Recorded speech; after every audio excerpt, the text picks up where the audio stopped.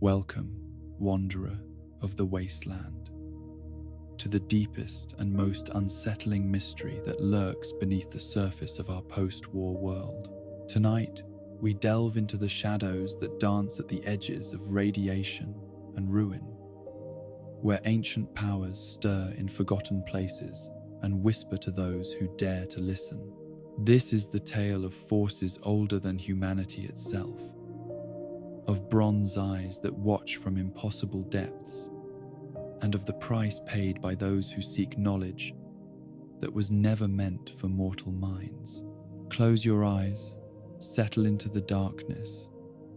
and let us explore the eldritch truth that Bethesda has woven through every corner of the wasteland, the Dunwhich mystery. From the surface, Dunwich Borers presents the familiar tableau of post-war survival that any wasteland traveller would recognise. The great mechanical frames of mining equipment stand like iron skeletons against the Commonwealth sky, their pre-war purpose preserved in rust and radiation. The Forged,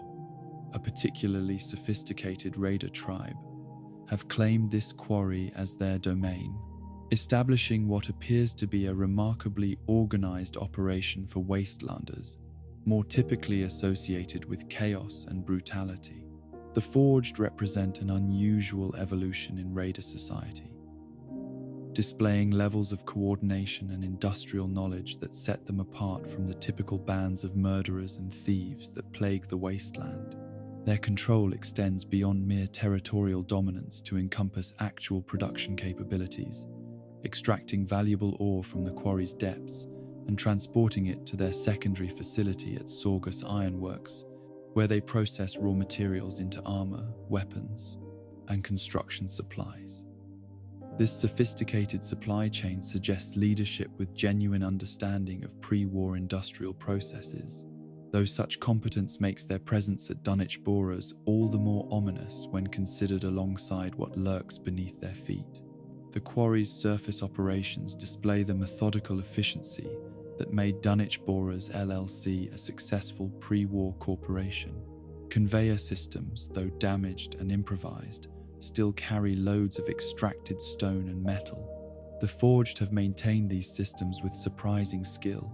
suggesting either remarkable technical aptitude or guidance from sources that understand the quarry's original design.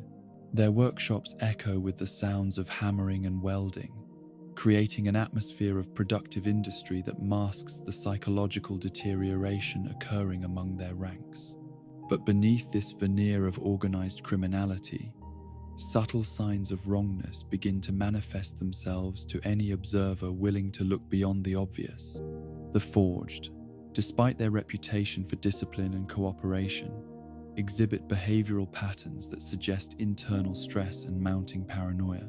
Conversations overheard from concealment reveal raiders speaking to themselves in fragmented, anxious whispers, their voices carrying the tremor of men whose nerves have been stretched beyond normal breaking points.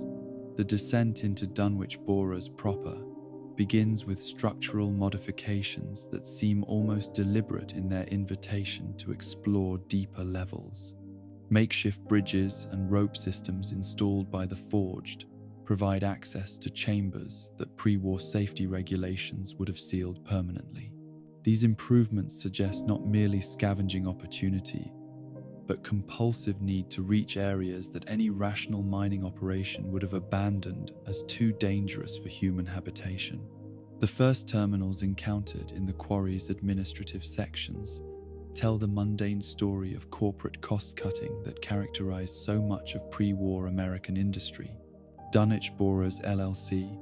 prioritized profit margins over worker safety with breathtaking callousness, refusing to provide basic protective equipment while demanding increased productivity from employees working in increasingly hazardous conditions. Eye protection was deemed an unnecessary expense despite workers reporting vision problems from stone dust and chemical exposure. Safety railings around precipitous drops were never installed, with management claiming that careful workers would not require such precautions. These corporate decisions resulted in a predictably horrific toll in human lives, with accident reports documenting injuries and deaths that could have been prevented through minimal investment in basic safety measures. Workers fell to their deaths from unguarded platforms, suffered permanent disability from chemical burns, and developed respiratory ailments from prolonged exposure to contaminated air. The casualness with which corporate executives dismissed these tragedies reveals the moral bankruptcy that would later make sense when viewed in light of the company's true purposes. But as exploration continues deeper into the quarry, the terminals begin revealing correspondence that suggests motivations beyond mere corporate greed. References to deep excavation protocols and specialized archaeological consultation hint at objectives that transcended normal mining operations. Geological surveys mentioned unusual rock formations and anomalous readings that seem to excite rather than concern the company's leadership. Most telling are cryptic mentions of cultural significance assessments and historical preservation considerations in areas where no known historical sites existed. The psychological impact of prolonged exposure to Dunwhich borers becomes increasingly apparent through both pre-war records and post-war observations of the forged raiders currently occupying the facility. Pre-war employee reports document rising rates of anxiety, depression, and what corporate medical staff euphemistically termed workplace stress disorders. Workers complained of persistent nightmares, difficulty concentrating, and irrational fears about continuing their duties in the deeper sections of the quarry. Most disturbing were reports of employees claiming to hear voices or see movement in areas that security cameras confirmed were empty. The forged raiders, despite their reputation for mental toughness and survival instincts honed by years of wasteland existence, display similar symptoms of psychological deterioration. Battle-hardened men who have survived rad scorpion attacks and super mutant raids speak in nervous whispers about their duty assignments in the quarry's lower levels. Reports circulate among their ranks of veteran raiders simply vanishing during routine guard shifts, their disappearances accompanied by no signs of struggle or external attack. The mysterious vibrations that plague Dunwich borers represent perhaps the most unsettling aspect of the location's supernatural manifestations. These rhythmic tremors, described by both pre-war workers and post-war raiders as resembling gigantic footsteps, seem to originate from depths far below the quarry's official excavation levels. The vibrations follow no predictable pattern, sometimes occurring at regular intervals that suggest purposeful movement, other times erupting in chaotic sequences that defy rational explanation. Pre-war seismic monitoring equipment, still functional in some areas of the facility, recorded these vibrations but could not determine their source or mechanism. The readings suggested movement of massive objects through underground spaces that should not exist, given the geological surveys that preceded the quarry's construction. Most puzzling were instances where the vibrations seemed to respond to human activity, intensifying when large groups of workers operated in the deeper levels or when heavy machinery was brought online.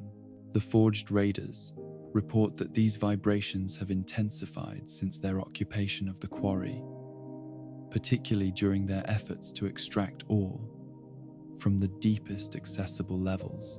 Some raiders claim the tremors follow them through the complex, beginning when they enter certain areas and continuing until they retreat to higher ground. The most disturbing reports describe vibrations that seem to circle the quarry's perimeter, as if something vast and unseen were pacing the boundaries of the excavation site. As descent continues toward the quarry's deepest accessible areas, the physical environment itself begins to exhibit properties that defy normal geological explanation. Stone walls display tooling marks that suggest construction rather than natural formation,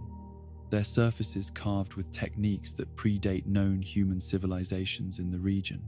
The precision of these markings, visible despite centuries of weathering and industrial modification, indicates craftsmanship that rivals the finest pre-war masonry, while employing design principles that seem fundamentally alien to human architectural traditions.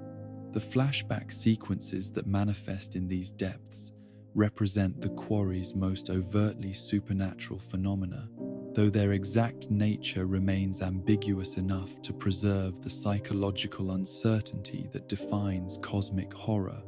Visitors to the deepest levels report experiencing vivid sensory impressions that seem to depict events from the quarry's pre-war operations, but with details and perspectives that no living witness should possess. These visions reveal normal mining operations gradually transforming into something far more sinister, with corporate executives and selected workers participating in activities that bear little resemblance to legitimate industrial procedures. The flashbacks suggest that Dunwhich Borers LLC's true purpose involved ceremonial activities that required human participation in ways that standard mining techniques do not. Images of workers, arranged in formal patterns around excavated areas, of corporate officials performing ritualistic gestures over exposed stone surfaces, of activities that blur the line between industrial procedure and religious observance. The final chamber, accessible through conventional exploration, contains the quarry's most significant revelation, though its meaning remains deliberately obscured by the fragmentary nature of the evidence. A vast flooded cavity extends beyond the reach of artificial lighting, its submerged passages suggesting connections to underground systems that dwarf the surface quarry's impressive scale. The water itself exhibits properties that standard radiation detectors cannot fully explain, displaying luminescence and temperature variations that suggest influences beyond normal radioactive contamination. Swimming through these flooded passages requires preparation for environments that test human endurance while offering glimpses of architecture that confirms the quarry's connection to forces that predate recorded history. Submerged chambers contain carved surfaces that match the tooling marks observed in the upper levels, but with complexity and scale that suggest these were primary construction sites rather than incidental excavations. The scope of these underwater ruins implies construction projects that would have required resources and coordination far beyond the capabilities of any known pre-Columbian civilization. The discovery of Kremge's tooth in the deepest accessible chamber represents both reward and warning for those who penetrate Dunwich Borer's secrets. This blade, despite its obvious age and non-human design principles, exhibits properties that transcend normal metalworking techniques. The weapon's edge maintains sharpness despite obvious antiquity, while its surface displays patination patterns that suggest exposure to elements unknown to conventional metallurgy. The blade's supernatural properties manifest through what pre-war scientists might have dismissed as psychosomatic effects, but which post-war survivors recognize as genuine manifestations of forces beyond normal understanding. Wounds inflicted by Kremge's tooth exhibit healing patterns that defy medical explanation, with injuries that should close normally, instead remaining open and septic for extended periods.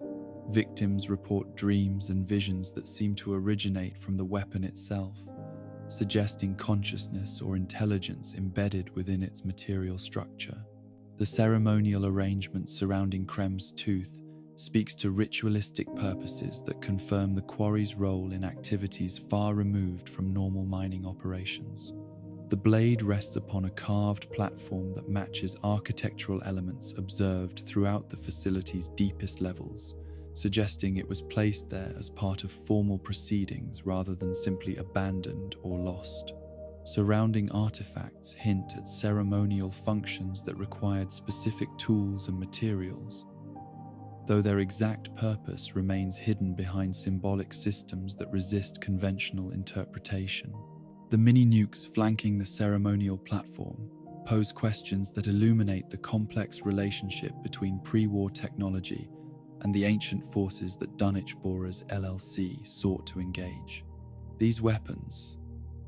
representing the pinnacle of pre-war military engineering, seem incongruous in a setting dominated by artifacts that predate human civilization. Their placement suggests deliberate positioning rather than casual storage, as if they were intended to serve specific functions within whatever rituals were conducted in this chamber.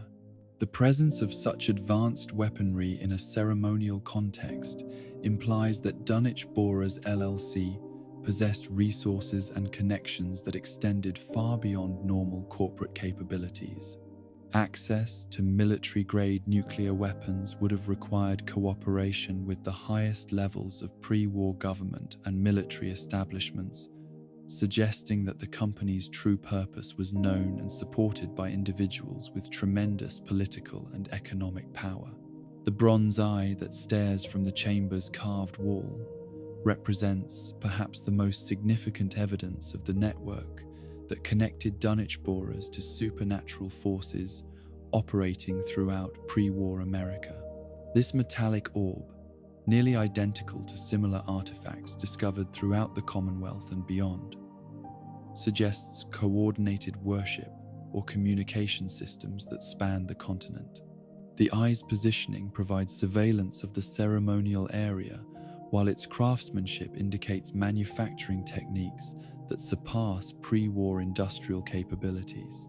Close examination of the bronze eye reveals details that confirm its connection to the broader network of megalithic sculptures that appeared in corporate and government buildings throughout pre-war America. The proportions, surface treatments, and mounting systems match those observed in locations as diverse as Mass Fusion headquarters and Swans Pond, suggesting standardized production and distribution systems that would have required massive coordination and resources. The implications of this widespread bronze eye network extend far beyond Dunwich Borers' individual significance, suggesting that the quarry represented just one node in a continental system designed to serve purposes that remain hidden behind corporate facades and government classifications. The systematic placement of these artifacts in locations of power and influence indicates that knowledge of the ancient forces they represent was not limited to isolated cultists or individual madmen, but was shared among the pre-war elite who shaped American society's development. As exploration of Dunwich Borers concludes, and the surface world beckons with its familiar dangers of radiation and raiders, the true horror of what has been discovered settles over the mind like radioactive dust over the wasteland landscape. This quarry, which appeared to be nothing more than another example of pre-war corporate malfeasance transformed into post-war criminal enterprise, has revealed itself as evidence of systematic engagement with forces that regard human civilization as raw material for purposes beyond mortal understanding. The forged raiders who control the surface operations continue their industrial activities, extracting resources and producing goods, while remaining largely unaware of the supernatural influences that permeate their stronghold. Their psychological deterioration and unexplained disappearances represent the ongoing cost of proximity to powers that care nothing for human welfare or sanity. Yet they persist in their occupation, driven by needs and compulsions that may originate from sources other than conscious decision-making. The pre-war corporate executives who authorized and funded Dunwich Borers' true purpose have long since perished in nuclear fire, but their legacy continues to influence events in ways that transcend normal concepts of cause and effect. The systems they established, the artifacts they accumulated, and the forces they sought to engage remain active in the post-war world, continuing projects that began before the Great War and may continue long after humanity's final extinction. The descent into Dunwich Borers teaches hard lessons about the nature of knowledge and the price of curiosity in a world where some doors should never be opened and some depths should never be explored. Yet the quarry's secrets call to explorers and scholars who believe that understanding the past will somehow provide mastery over the future, drawing them down into depths where bronze eyes watch ancient rituals and alien technologies serve purposes that predate human consciousness itself. In the shadowed halls of Parson State Insane Asylum, where the line between madness and revelation blurs like heat shimmer over irradiated wasteland, dwells a man whose very existence challenges every assumption about mortality, knowledge,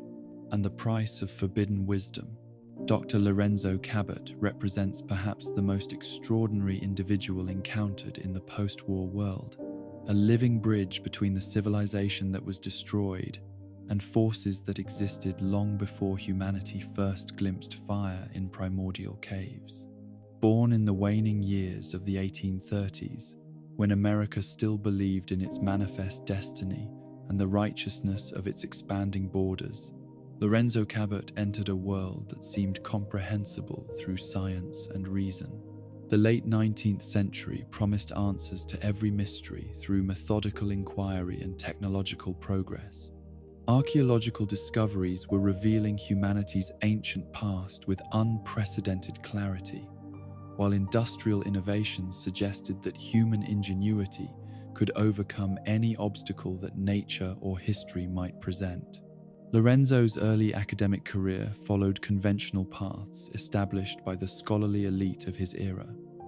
pursuing classical education that emphasized Greek and Latin languages, ancient history, and the emerging discipline of scientific archaeology. His fascination with pre-Columbian civilizations aligned with contemporary interest in understanding humanity's development through systematic study of material remains. Distinguished professors at prestigious universities praised his analytical mind and meticulous research methods, predicting brilliant contributions to archaeological scholarship. But Lorenzo's interests gradually diverged from mainstream academic pursuits toward theories that his colleagues found increasingly uncomfortable and professionally embarrassing. While other scholars focused on establishing chronologies and cultural connections between known civilizations, Lorenzo became obsessed with gaps in the historical record that suggested missing chapters in humanity's story. He argued persistently that conventional archaeological interpretation ignored evidence of non-human influences on early civilizations, proposing theories that academic journals refused to publish and professional societies declined to discuss. The expedition that would transform Lorenzo from respected scholar into something far stranger began with private funding that allowed him to pursue research that institutional archaeology deemed unworthy of serious consideration. Wealthy patrons with their own interests in esoteric knowledge provided resources that enabled Lorenzo to organize excavations in regions that other archaeologists dismissed as unlikely to yield significant discoveries. The vast empty quarter of the Arabian Peninsula, known to local populations as the Rub al-Khali, represented exactly the kind of challenging and potentially unrewarding fieldwork that established scholars preferred to avoid. Lorenzo's expedition into the Arabian desert during the middle years of the 19th century followed caravan routes that had been abandoned for centuries, seeking sites that existed more in legend and rumor than in any reliable geographical record. Local guides spoke reluctantly of cities buried beneath shifting sands, their reluctance stemming not from skepticism about such places' existence, but from superstitious dread of what might be found there. The deeper into the desert Lorenzo's expedition traveled, the more their guides exhibited anxiety that seemed to increase with proximity to their ultimate destination. The discovery of the lost city exceeded even Lorenzo's ambitious expectations, revealing architectural achievements that defied every assumption about pre-Islamic Arabian civilization. Structures carved from single blocks of stone displayed engineering sophistication that surpassed contemporary European capabilities, while decorative elements incorporated geometric patterns that seemed to shift and blur when observed directly. Most disturbing were the proportions of doorways, stairs, and corridors, which suggested construction for inhabitants whose physical dimensions differed significantly from normal human anatomy. The artifacts recovered from the buried city challenged conventional understanding of ancient technology and artistic development. Tools carved from materials that resisted identification through standard metallurgical analysis displayed wear patterns that suggested uses for which no human purpose could be determined. Sculptural elements depicted biological forms that bore no resemblance to any known terrestrial life, their surfaces crafted with such precision that they seemed to pulse with their own internal animation when viewed under changing light conditions.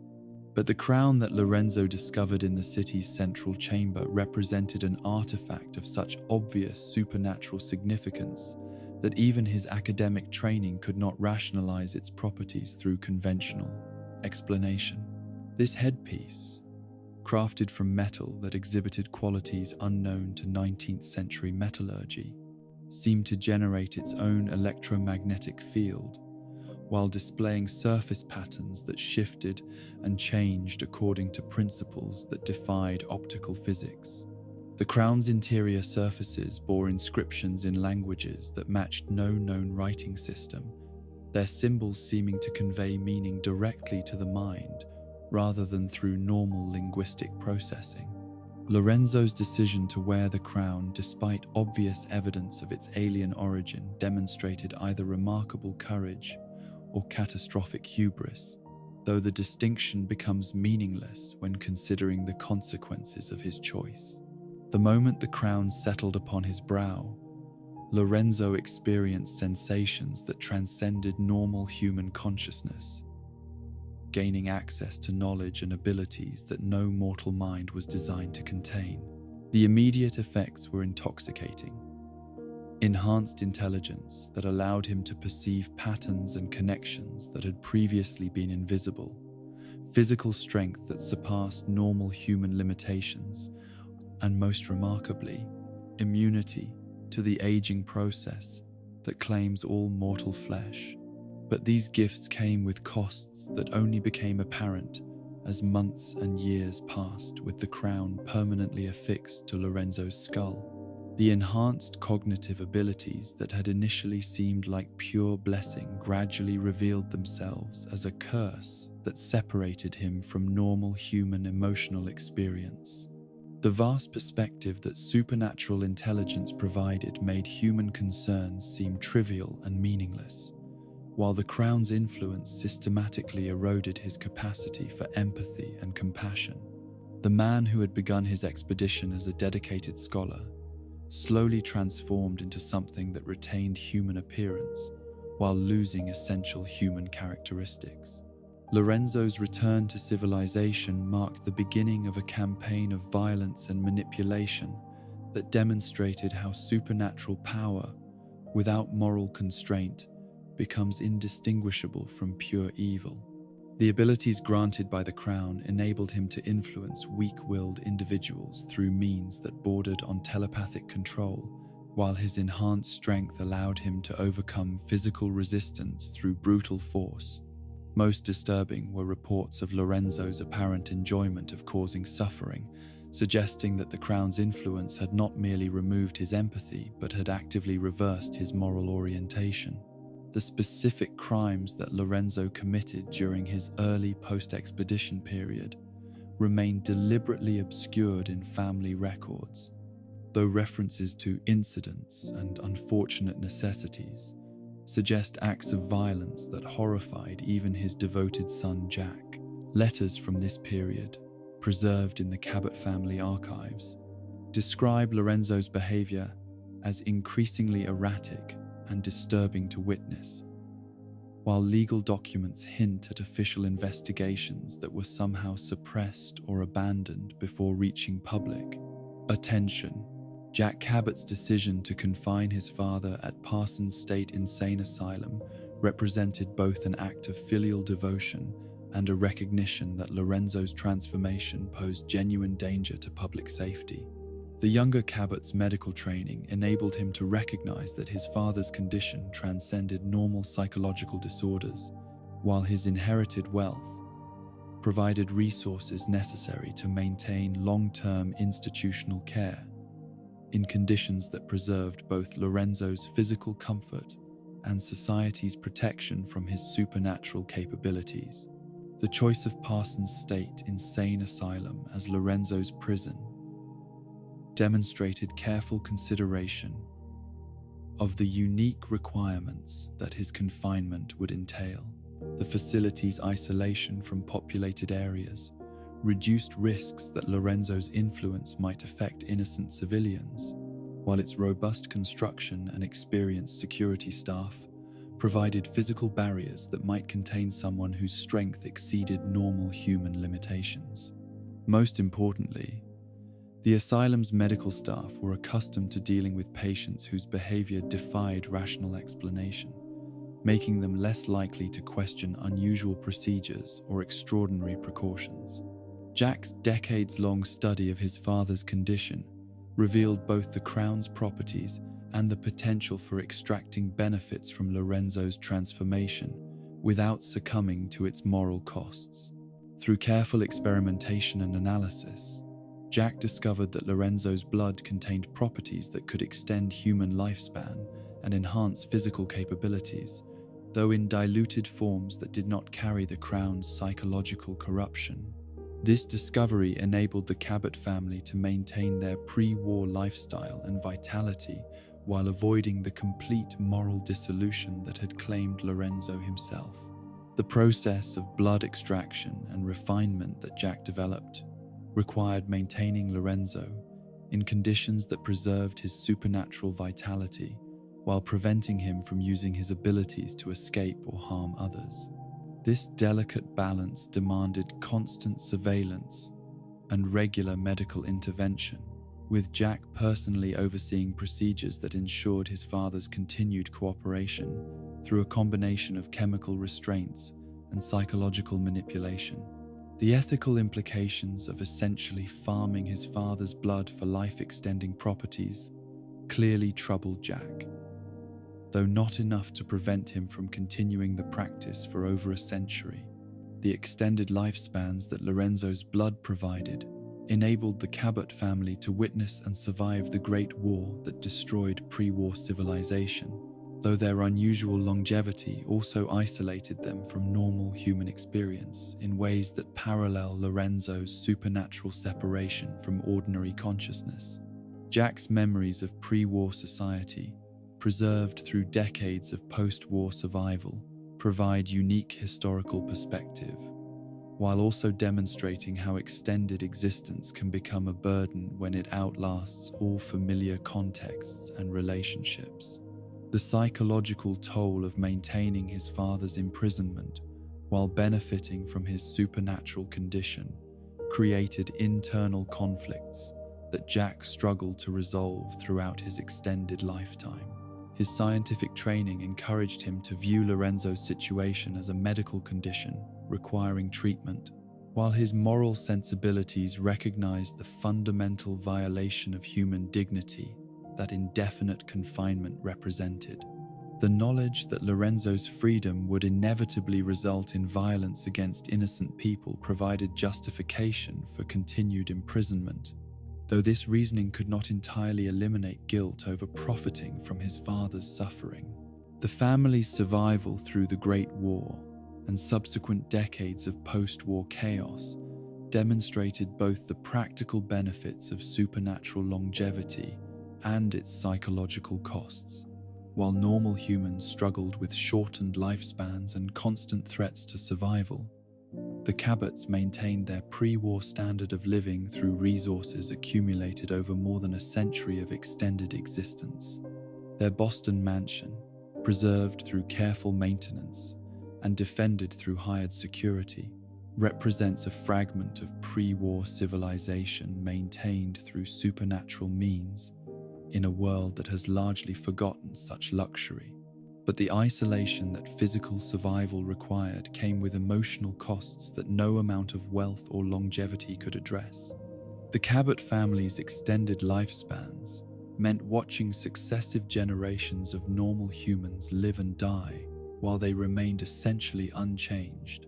creating psychological distance that transformed human relationships into temporary diversions rather than meaningful connections. Their knowledge of pre-war history and culture became increasingly irrelevant as post-war society developed its own traditions and priorities, making them living fossils preserved beyond their natural historical context. The player's encounter with the Cabot family presents moral choices that illuminate fundamental questions about freedom, safety, and the price of supernatural knowledge. Lorenzo's request for release from his century-long confinement carries obvious dangers, given his demonstrated capacity for violence and his apparent enjoyment of causing suffering. Yet, his imprisonment, regardless of its protective benefits for society, represents a form of punishment that exceeds any conceivable crime through its duration and circumstances. Jack's perspective on his father's situation reflects the complex moral calculations that extended exposure to supernatural forces seems to require.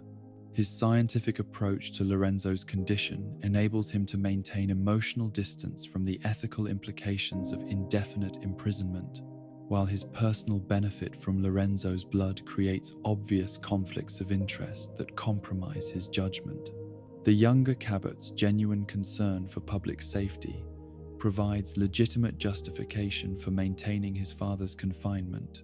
though his willingness to profit from that same confinement raises questions about his true motivations. The choice between freeing Lorenzo and supporting his continued imprisonment forces consideration of whether supernatural beings can be held accountable to normal human moral standards, or whether their enhanced capabilities require different ethical frameworks entirely. Lorenzo's transformation, through the Crown's influence, raises questions about personal responsibility for actions taken under supernatural compulsion, while his apparent retention of human consciousness suggests that some degree of moral agency remains intact despite his altered nature.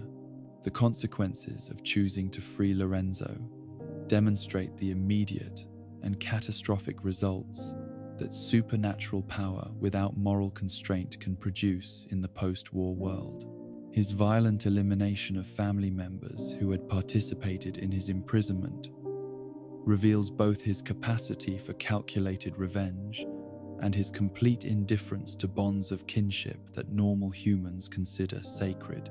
The speed and efficiency with which he dispatches his captors suggests that his decades of confinement were spent planning retaliation rather than contemplating redemption or rehabilitation. The aftermath of Lorenzo's freedom poses threats that extend far beyond his immediate acts of revenge, as his supernatural abilities and knowledge of pre-war technology could enable him to build power bases that might threaten the fragile stability that post-war communities have managed to achieve. His enhanced intelligence and centuries of accumulated knowledge make him capable of manipulating post-war political and economic systems in ways that normal humans cannot anticipate or counter,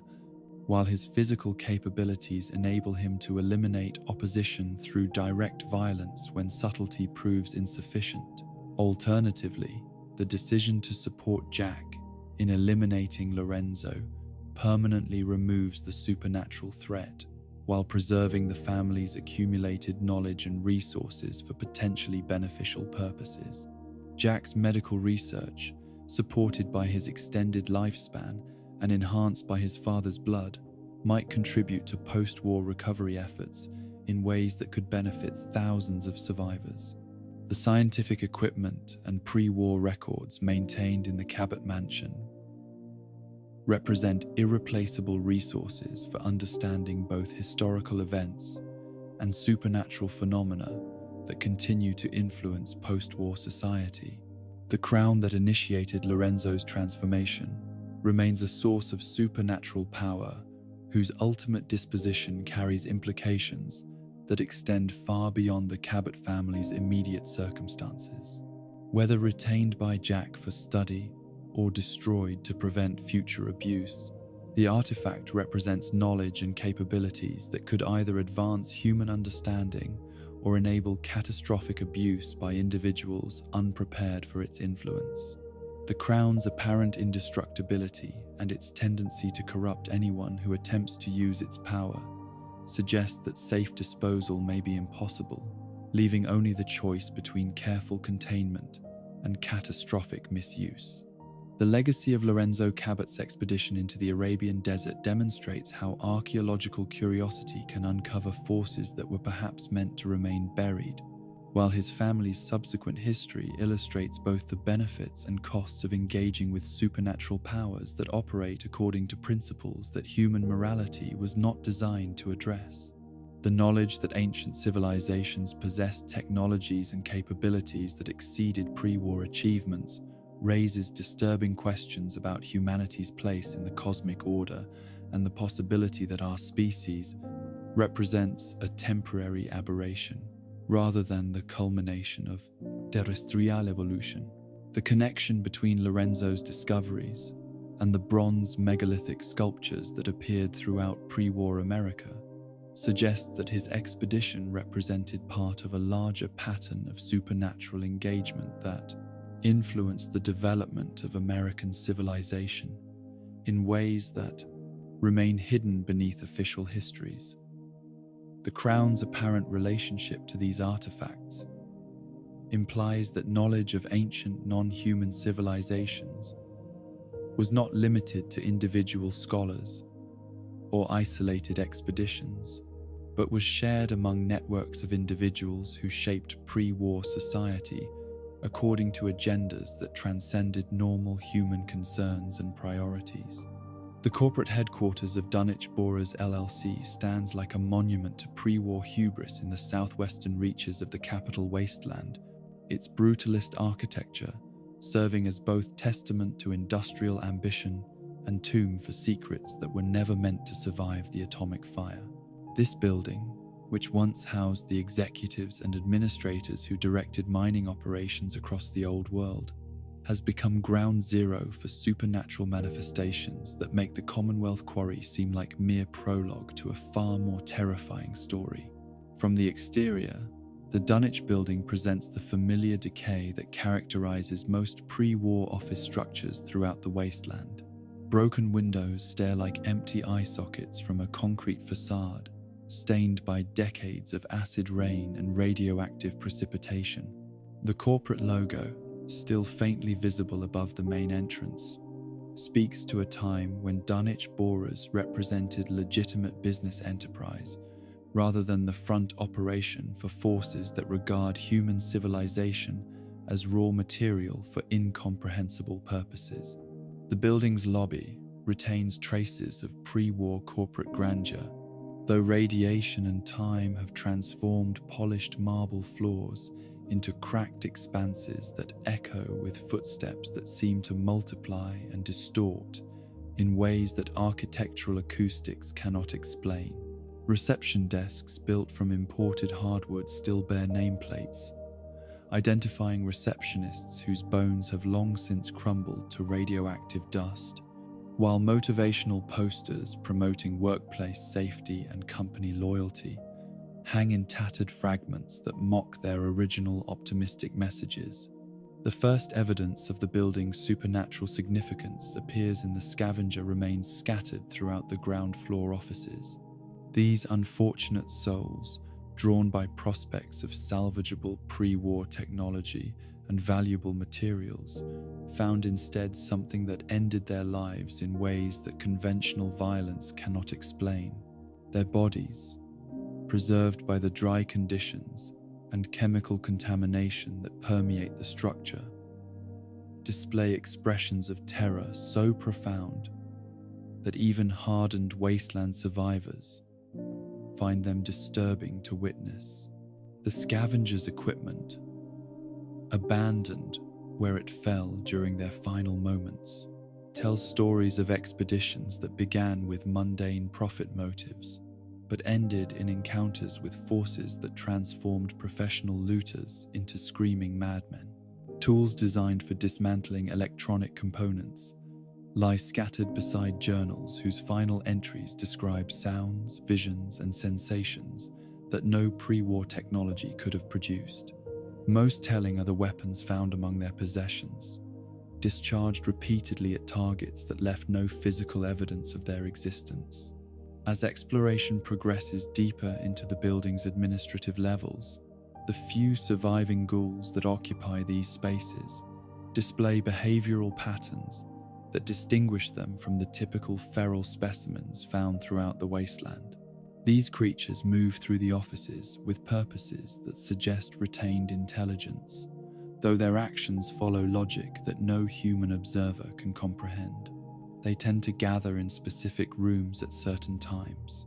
arranging themselves in formations that resemble religious congregations more than random ghoul behavior. The ghouls' apparent reverence for certain locations within the building indicates awareness of significance that transcends their degraded cognitive capabilities. They avoid damaging particular doorways, furniture pieces, and wall sections that appear identical to dozens of others throughout the structure, suggesting recognition of symbolic or supernatural importance that their ghoulified minds can still perceive. Most disturbing are instances where these creatures can be observed stopping their activities to listen to sounds that human ears cannot detect, their radiation-scarred faces displaying expressions that might be interpreted as anticipation or religious ecstasy. The pre-war terminal systems that remain functional throughout the Dunwhich building provide the most direct evidence of the corporate leadership's true agenda, though their revelations come in fragments that require careful analysis to understand fully. The earliest entries, dating from the company's establishment in the mid-21st century, display the conventional corporate communications that characterized American business culture during the resource wars. Memos about quarterly earnings, personnel decisions, and operational efficiency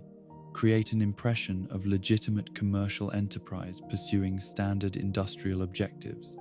but subtle anomalies in these early communications hint at underlying purposes that transcend normal business concerns. References to specialized archaeological consultation appear with suspicious frequency for a company ostensibly focused on manufacturing mining equipment. Budget allocations for cultural research and historical preservation seem disproportionate to any legitimate educational or public relations objectives. Most puzzling are recurring mentions of consultant fees paid to individuals whose names appear in no professional directories or academic institutions. The progression of terminal entries through the months and years leading up to the Great War documents. The gradual revelation of Dunwich Borer's true nature as corporate facade began giving way to increasingly overt supernatural activities. Executive communications shift from coded references to explicit discussions of awakening protocols and entity engagement procedures. Personnel records begin including psychological evaluations that test employees' susceptibility to alternative influences rather than conventional job performance criteria. The company's recruiting practices during this period targeted individuals with specific psychological profiles that had nothing to do with mining expertise or business acumen. Preference was given to applicants with histories of depression, social isolation, and what corporate psychologists termed receptivity to non-conventional authority structures. Most disturbing were hiring criteria that explicitly sought individuals with family members who had experienced unexplained disappearances or supernatural encounters, suggesting that the company viewed personal tragedy and psychological vulnerability as desirable employee characteristics. Training programs documented in these terminal entries reveal systematic indoctrination procedures that gradually prepared employees for participation in activities that bore no resemblance to normal corporate functions. New hires underwent orientation sessions that emphasized absolute obedience to company directives, regardless of personal comfort or ethical concerns. Advanced training modules included sensitivity development exercises designed to help employees recognize non-human communication patterns and respond appropriately to supervisory entities that existed outside normal corporate hierarchies. The terminal system's text-to-speech functionality, still operational despite decades of neglect, preserved audio records that provide disturbing insights into the building's post-war history. The earliest post-war entries, automatically generated by voice recognition software, captured the final moments of corporate executives who remained in the building during the nuclear bombardment. Their recorded words reveal individuals who viewed the Great War not as catastrophic destruction, but as fulfillment of long-anticipated prophetic events. These executives spoke of the atomic fire as purification that would clear away obstacles to the great work that Dunwhich borers had spent decades preparing. Their voices, preserved with electronic fidelity that makes their madness more immediate and horrifying, expressed joy at witnessing civilization's collapse, while anticipating the emergence of forces that would reshape the world according to ancient patterns.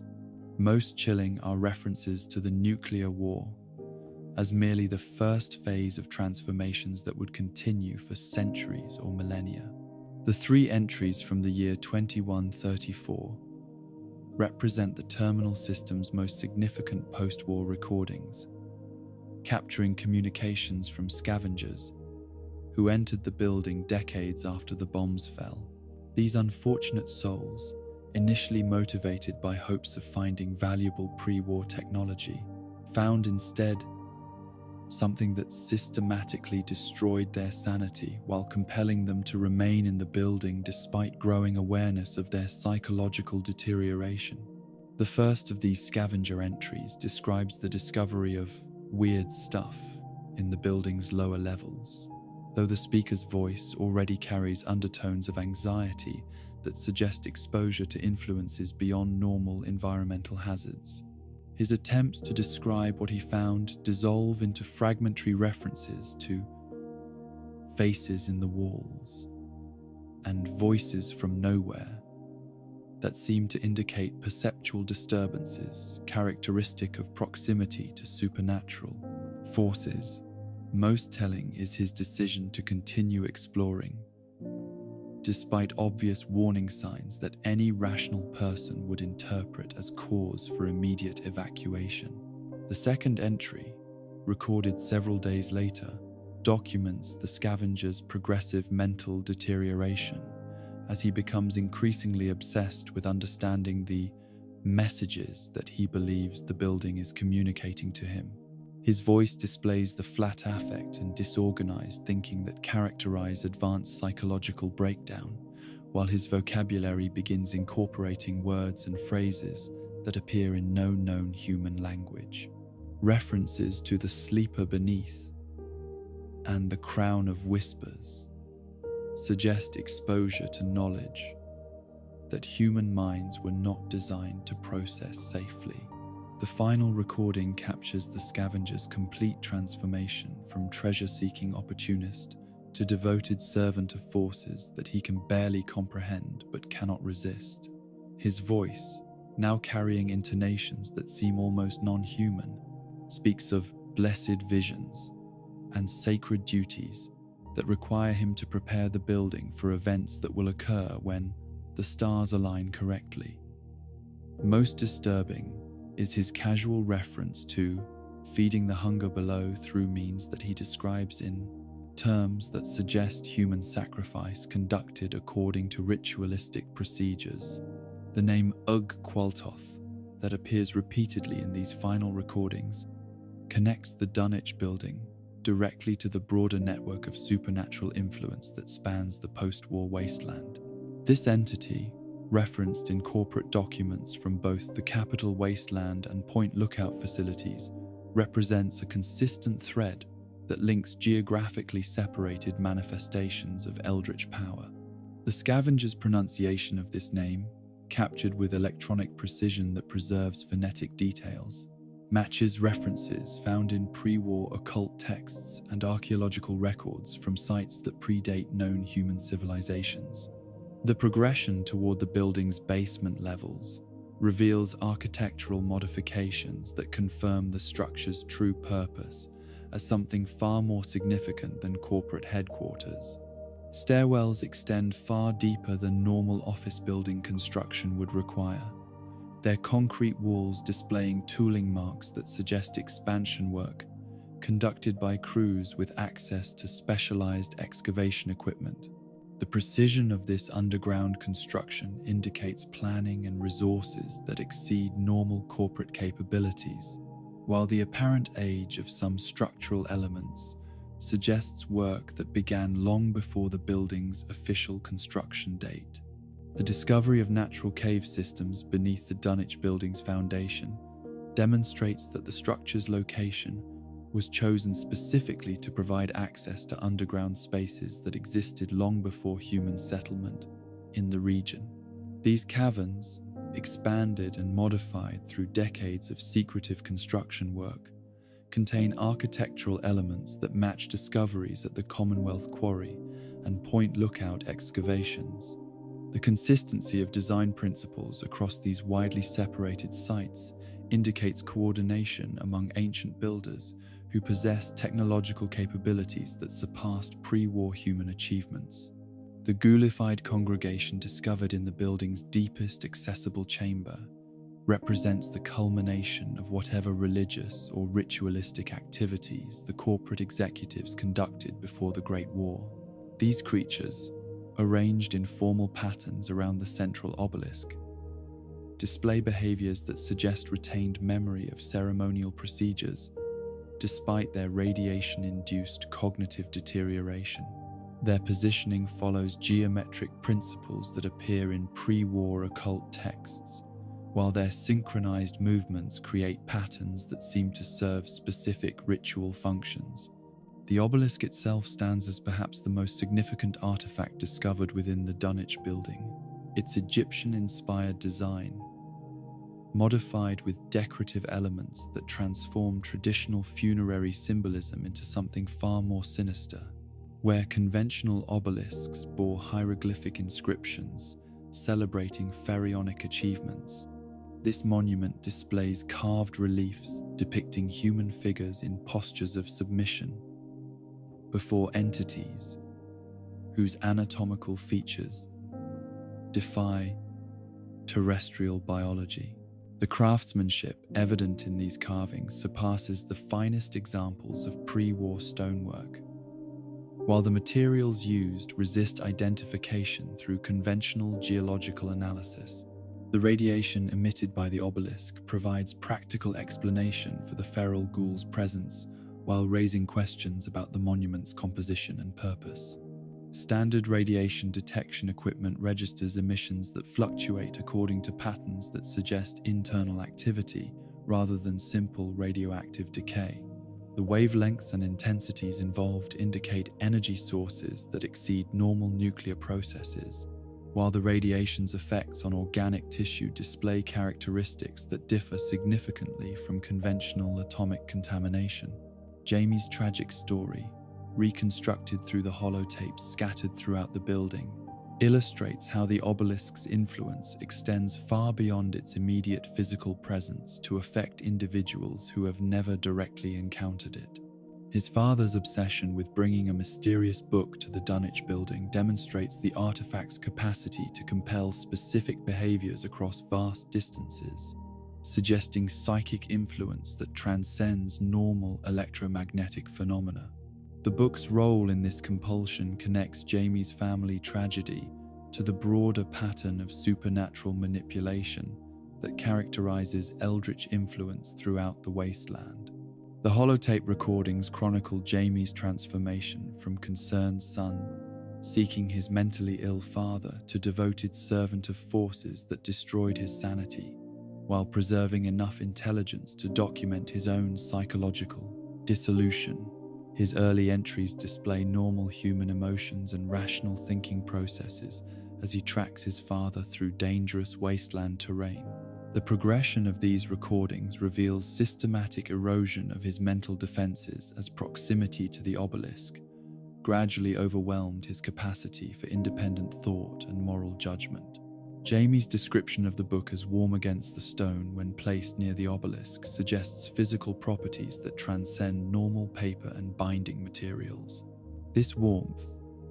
perceived through direct contact rather than visual observation,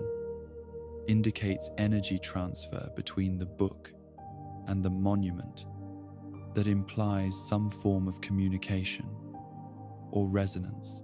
The book's apparent eagerness to remain in contact with the obelisk suggests consciousness or purpose embedded within its material structure, transforming it from mere text into active participant in supernatural proceedings. The final holotape entry captures Jamie's complete transformation as he adopts the ritualistic language and thought patterns that characterize total surrender to eldritch influence. His references to sharp knife and deep temple create direct linguistic connections to the ceremonial blade and underground chambers discovered at Dunwhich borers, confirming that these geographically separated locations serve coordinated purposes within a larger supernatural framework. The phrase, "fillet," and "say my words," suggests ritual procedures that require specific tools and verbal formulas, implying systematic methodology behind what might otherwise appear to be random madness. Jamie's invocation of Abdul Alhazred provides the clearest evidence of H.P. Lovecraft's influence on Bethesda's cosmic horror narrative, while establishing canonical connections to the broader Cthulhu mythos that inspired these supernatural elements. Abdul Alhazred, known in Lovecraftian lore as the Mad Arab, who authored the dreaded Necronomicon, represents the archetype of mortal scholars who achieved forbidden knowledge at the cost of their sanity and humanity. Jamie's adoption of this identity suggests that proximity to the obelisk grants access to knowledge that existed long before individual human consciousness, while requiring the abandonment of personal identity in exchange for cosmic awareness. The Necronomicon that Jamie's father carried represents one of literature's most famous examples of cursed knowledge that destroys anyone who attempts to study its contents. In Lovecraft's original conception, this Book of the Dead contained revelations about humanity's insignificant place in a cosmos dominated by alien intelligences that regarded terrestrial life as temporary inconvenience at best. The book's appearance in the Fallout universe suggests that such knowledge actually exists within the game world's reality rather than serving merely as literary device or cultural reference. The transformation of rational individuals into devoted servants of incomprehensible entities follows patterns that appear consistently throughout locations influenced by eldritch power, suggesting that human consciousness possesses inherent vulnerabilities that ancient intelligences learned to exploit long before terrestrial civilizations developed protective philosophical or religious frameworks. The systematic nature of this mental dissolution indicates calculated manipulation rather than random madness, implying that the entities behind these influences possess detailed understanding of human psychology and neurology. The obelisk's capacity to serve as destruction point for supernatural artifacts like the Kriv Beknif from Point Lookout demonstrates its role as focal point for forces that transcend normal physical laws. The violent reaction that occurs when cursed objects contact the monument's surface suggests energy discharges that exceed conventional, chemical, or nuclear processes, while the complete obliteration of these artifacts indicates power levels that could pose significant threats to anyone present during such destructions. The monuments function as both source of corruption and means of purification, illustrates the dual nature that characterizes many supernatural phenomena throughout the wasteland. The connection between Jamie's father's book and the Krivbekne, discovered in Point Lookout, suggests that multiple copies or versions of dangerous texts circulated among pre-war occultists and scholars who shared knowledge about ancient civilizations and their supernatural legacies. The systematic distribution of such materials implies organized networks of individuals who coordinated their research and ritual activities according to agendas that transcended individual scholarly interests. The survival of these books through the Great War indicates preservation methods that exceed normal archival procedures, suggesting supernatural protection or inherent resistance to physical destruction. The building's role as convergence point for individuals compelled by supernatural influence demonstrates how eldritch entities manipulate human behavior to achieve objectives that require conscious participation, despite the ultimate destruction of the participants themselves.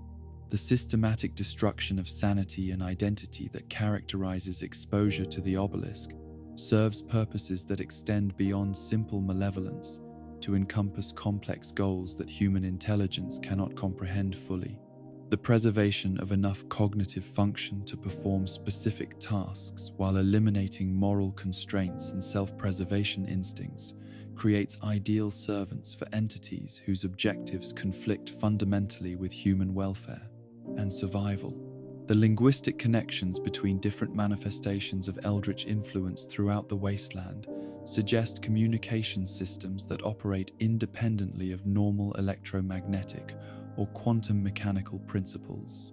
The appearance of identical phrases and concepts at geographically separated locations indicates either direct communication between supernatural entities or access to shared knowledge bases that transcend individual consciousness.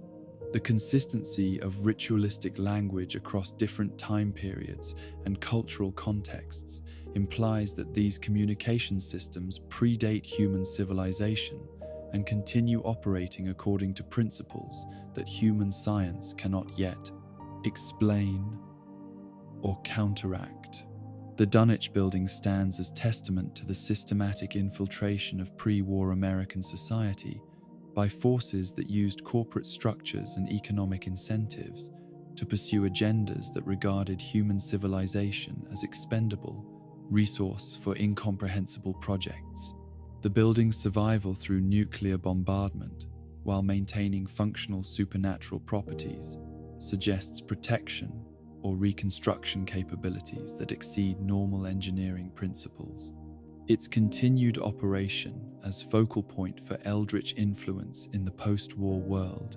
demonstrates that the Great War represented not conclusion but transition phase in projects that span geological timescales and transcend human historical consciousness. The legacy of corporate executives who willingly participated in humanity's subjugation to alien intelligences reveals how supernatural corruption can spread through institutional structures that appear normal and beneficial on surface examination. The systematic recruitment and indoctrination procedures documented in company records demonstrate methodical preparation for events that would fundamentally alter terrestrial reality according to ancient patterns that predate human evolution. The executive's joy at witnessing civilization's collapse illustrates how exposure to cosmic truth can transform normal human values into their direct opposites while preserving enough intelligence to implement complex,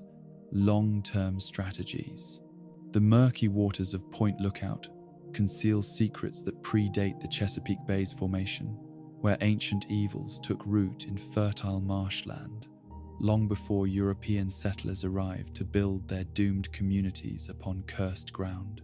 In this realm of perpetual fog and twisted vegetation, where the line between land and water blurs like the boundary between sanity and madness, stands Blackhall Manor, a testament to wealth built upon foundations that no honest fortune could support. The manor's Gothic architecture rises from the swampland like a fever dream of antebellum prosperity, its dark windows reflecting not the sky above but depths that seem to extend far beyond the building's physical dimensions. Ornate stonework bears carved symbols that appear decorative to casual observation, but reveal themselves as protective wards and summoning circles to eyes trained in esoteric knowledge. The very stones from which Blackhall Manor was constructed carry properties that standard geological surveys cannot explain, their composition suggesting quarries that exist nowhere in the known world. Within these walls dwells Obadiah Blackhall, last scion of a family whose fortune was built through commerce that extended far beyond normal trade relationships to encompass transactions with entities that regard human currency as meaningless abstraction. His wheelchair-bound appearance suggests infirmity and vulnerability, though careful observers might notice that his supposed physical weakness never prevents him from reaching desired objects or positioning himself advantageously during conversations. The performance of disability serves purposes that extend beyond sympathy-seeking to encompass misdirection that conceals capabilities no mortal human should possess. Obadiah's offer of 1,000 caps for the recovery of a simple family book represents compensation so excessive that it immediately raises suspicions about the item's true value and the requester's genuine motivations. In the post-war economy, where bottle caps serve as standard currency and most transactions involve single-digit amounts, such extravagant payment suggests either desperate need or resources that transcend normal scavenging and trading activities. The casual manner in which Obadiah discusses this enormous sum indicates wealth that derives from sources beyond conventional salvage operations or legitimate business enterprises. The book's theft by the swamp folk adds layers of complexity to what initially appears to be a straightforward retrieval mission, as these mutated inhabitants of Point Lookout's marshes display intelligence and organizational capabilities that distinguish them from typical post-war raiders or tribal societies. Their belief that the stolen tome possesses supernatural powers suggests either accurate assessment of its properties or cultural traditions that preserve knowledge about such artifacts through generations of oral transmission. The swamp folk's willingness to risk conflict with wealthy outsiders over possession of the book indicates that they value it for reasons that extend beyond mere material worth. The official game guide's revelations about the Blackhall family history provide essential context for understanding the supernatural forces that shaped their rise to prominence and ultimate corruption. Constance Blackhall's transformation from grieving widow to powerful occultist illustrates how personal tragedy can become gateway to knowledge that normal human consciousness was never meant to access. Her partnership with commercial developers seeking to modernize Point Lookout demonstrates how supernatural ambitions can align with mundane business interests to produce results that serve neither human welfare nor honest profit. Motives. Constance's obsession with occult texts and artifacts began as coping mechanism for losses that conventional grief counseling could not address, but gradually evolved into systematic pursuit of power that transcended normal human limitations. Her accumulation of archaic books and mysterious objects created one of the pre-war period's most significant private collections of supernatural materials, though the true extent of her library remained hidden from scholars and collectors who might have recognized the dangerous knowledge it contained.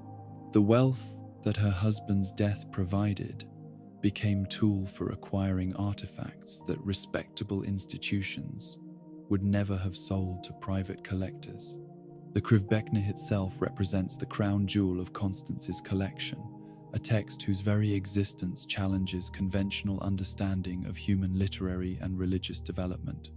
Unlike the crude forgeries and misguided interpretations that characterized most occult materials in circulation during the pre-war period, this book contained genuine revelations about forces that existed long before terrestrial life evolved beyond primitive cellular organization. The knowledge preserved within its pages came with prices that Constance willingly paid, despite full awareness of the costs to her humanity and moral integrity. The unnatural longevity that the Krivbekne granted its primary reader enabled Constance to survive far beyond normal human lifespan, while maintaining physical and mental capabilities that should have deteriorated decades before her actual death. This extended existence allowed her to witness historical changes that spanned multiple generations, while accumulating knowledge and influence that normal lifespans could never have achieved. But the isolation that immortality imposed gradually separated her from human society in ways that made normal relationships impossible, while transforming natural empathy into clinical detachment that viewed other humans as experimental subjects rather than fellow conscious beings. Constance's role as priestess of an obscure religious sect built around the Krivbekne demonstrates how supernatural knowledge can be systematized and transmitted to others despite its inherently corrupting influence on human consciousness. The devotees who gathered around her combined genuine spiritual seeking with psychological vulnerability that made them ideal candidates for indoctrination into beliefs that served entities whose objectives conflicted fundamentally with Siam, human welfare. The sect's rituals and ceremonies, conducted according to procedures specified in the book itself, created frameworks for channeling forces that required conscious participation, while ultimately destroying the participants' capacity for independent moral judgment. The systematic deterioration of the sect following Constance's death illustrates how supernatural knowledge requires specific forms of leadership and organization to maintain coherence across generations of practitioners. Without her guiding intelligence and direct connection to the book's revelations, the group's activities devolved into incoherent chants and meaningless rituals whose original purposes were forgotten even as their forms were preserved through cultural momentum. The swamp folk, who eventually inherited these traditions, retained enough procedural knowledge to recognize the Krivbekne's significance, while lacking understanding necessary to use it safely or effectively. Obadiah's determination to reclaim his family's supernatural heritage reflects both genuine filial devotion and recognition that the book represents power that could restore black hole influence to levels that preceded the Great War's disruption of established social and economic hierarchies. His knowledge of the Krivbekne's history and properties indicates access to family records that preserved essential information about its proper use and potential dangers.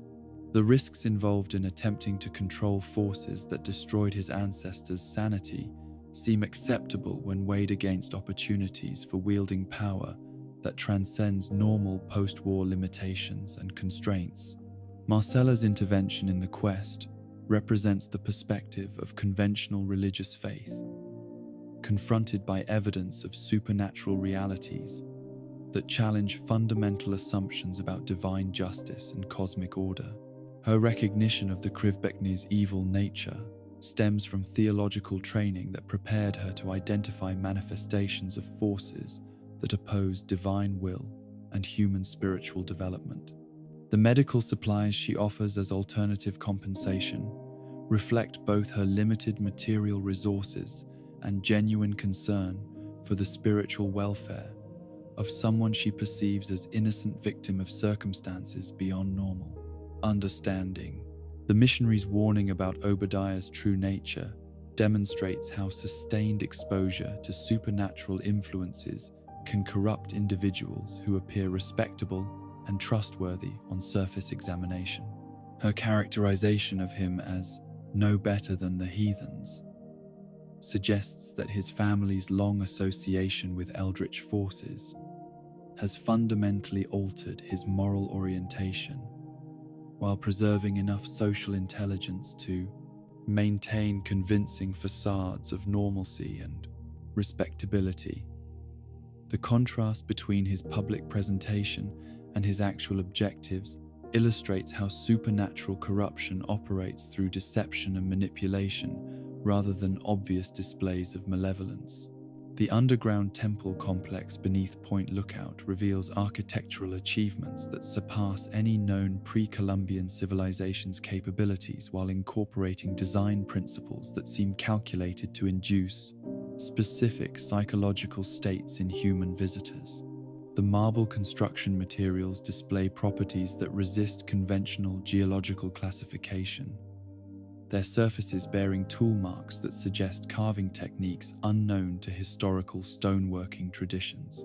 The scale and complexity of these subterranean chambers indicate construction projects that would have required resources and coordination far beyond any documented ancient American civilization's organizational capabilities. The swamp folk's occupation of these ruins demonstrates how supernatural locations continue to influence human behavior long after their original builders and purposes have been forgotten by conventional history. Their use of the chambers for ritualistic activities suggests retained cultural memory of the site's religious significance, though their understanding of proper ceremonial procedures appears fragmentary and corrupted through generations of oral transmission. The hostility they display toward intruders reflects both territorial instincts and recognition that the temple's sanctity requires protection from those who might disturb forces that remain active despite their builders' disappearance. The Krivbekni's discovery in these depths, surrounded by marble furnishings that match architectural elements found throughout the temple complex, confirms its role as central focus for whatever religious or magical practices the site was designed to facilitate. The book's positioning suggests deliberate placement according to ceremonial requirements rather than casual abandonment or concealment, implying that its current location serves specific purposes within ongoing supernatural processes. The preservation of both text and surrounding artifacts through centuries of environmental exposure indicates protection or inherent resistance to normal decay processes that exceed conventional preservation methods. The moral choice between returning the book to Obadiah or delivering it to Marcella for destruction forces consideration of competing values that cannot be easily reconciled through conventional ethical frameworks. Obadiah's legal claim to family property must be weighed against evidence that his possession of supernatural artifacts poses genuine threats to innocent people who might become victims of whatever powers the book contains. Marcella's religious authority to destroy evil objects conflicts with respect for property rights and cultural heritage that normally protects even controversial historical materials from destruction by disapproving parties. The consequences of returning the Krivbekni to Obadiah reveal the immediate dangers that result from placing supernatural power in the hands of individuals whose moral constraints have been eroded through prolonged exposure to corrupting influences. His miraculous recovery from apparent disability demonstrates that his wheelchair-bound condition was indeed performance designed to conceal capabilities that would have raised uncomfortable questions about his true nature and objectives. The transformation from helpless invalid to physically capable actor illustrates how supernatural forces can enhance human abilities, while requiring deception about their sources and implications. Obadiah's retreat to his basement shrine following completion of the transaction reveals the true purpose behind his desperate desire to reclaim the family book, as his prayers and ritualistic activities confirm Marcella's warnings about his intentions to use the text for purposes that serve entities hostile to human welfare and spiritual development. His invocation of Ugg Qualtoth connects his activities directly to the network of eldritch worship that spans the post-war wasteland, while his declaration that worms should be afraid suggests planned activities that will bring supernatural forces into direct conflict with normal human society. The mercenary attack on Marcella's camp demonstrates how supernatural corruption can extend through chains of human agents who serve eldritch objectives without fully understanding the ultimate consequences of their actions. The killers who eliminated the missionary may have been motivated by simple monetary rewards rather than religious devotion, but their willingness to murder an innocent person in service of Obadiah's agenda makes them complicit in supernatural evil, regardless of their conscious beliefs or intentions.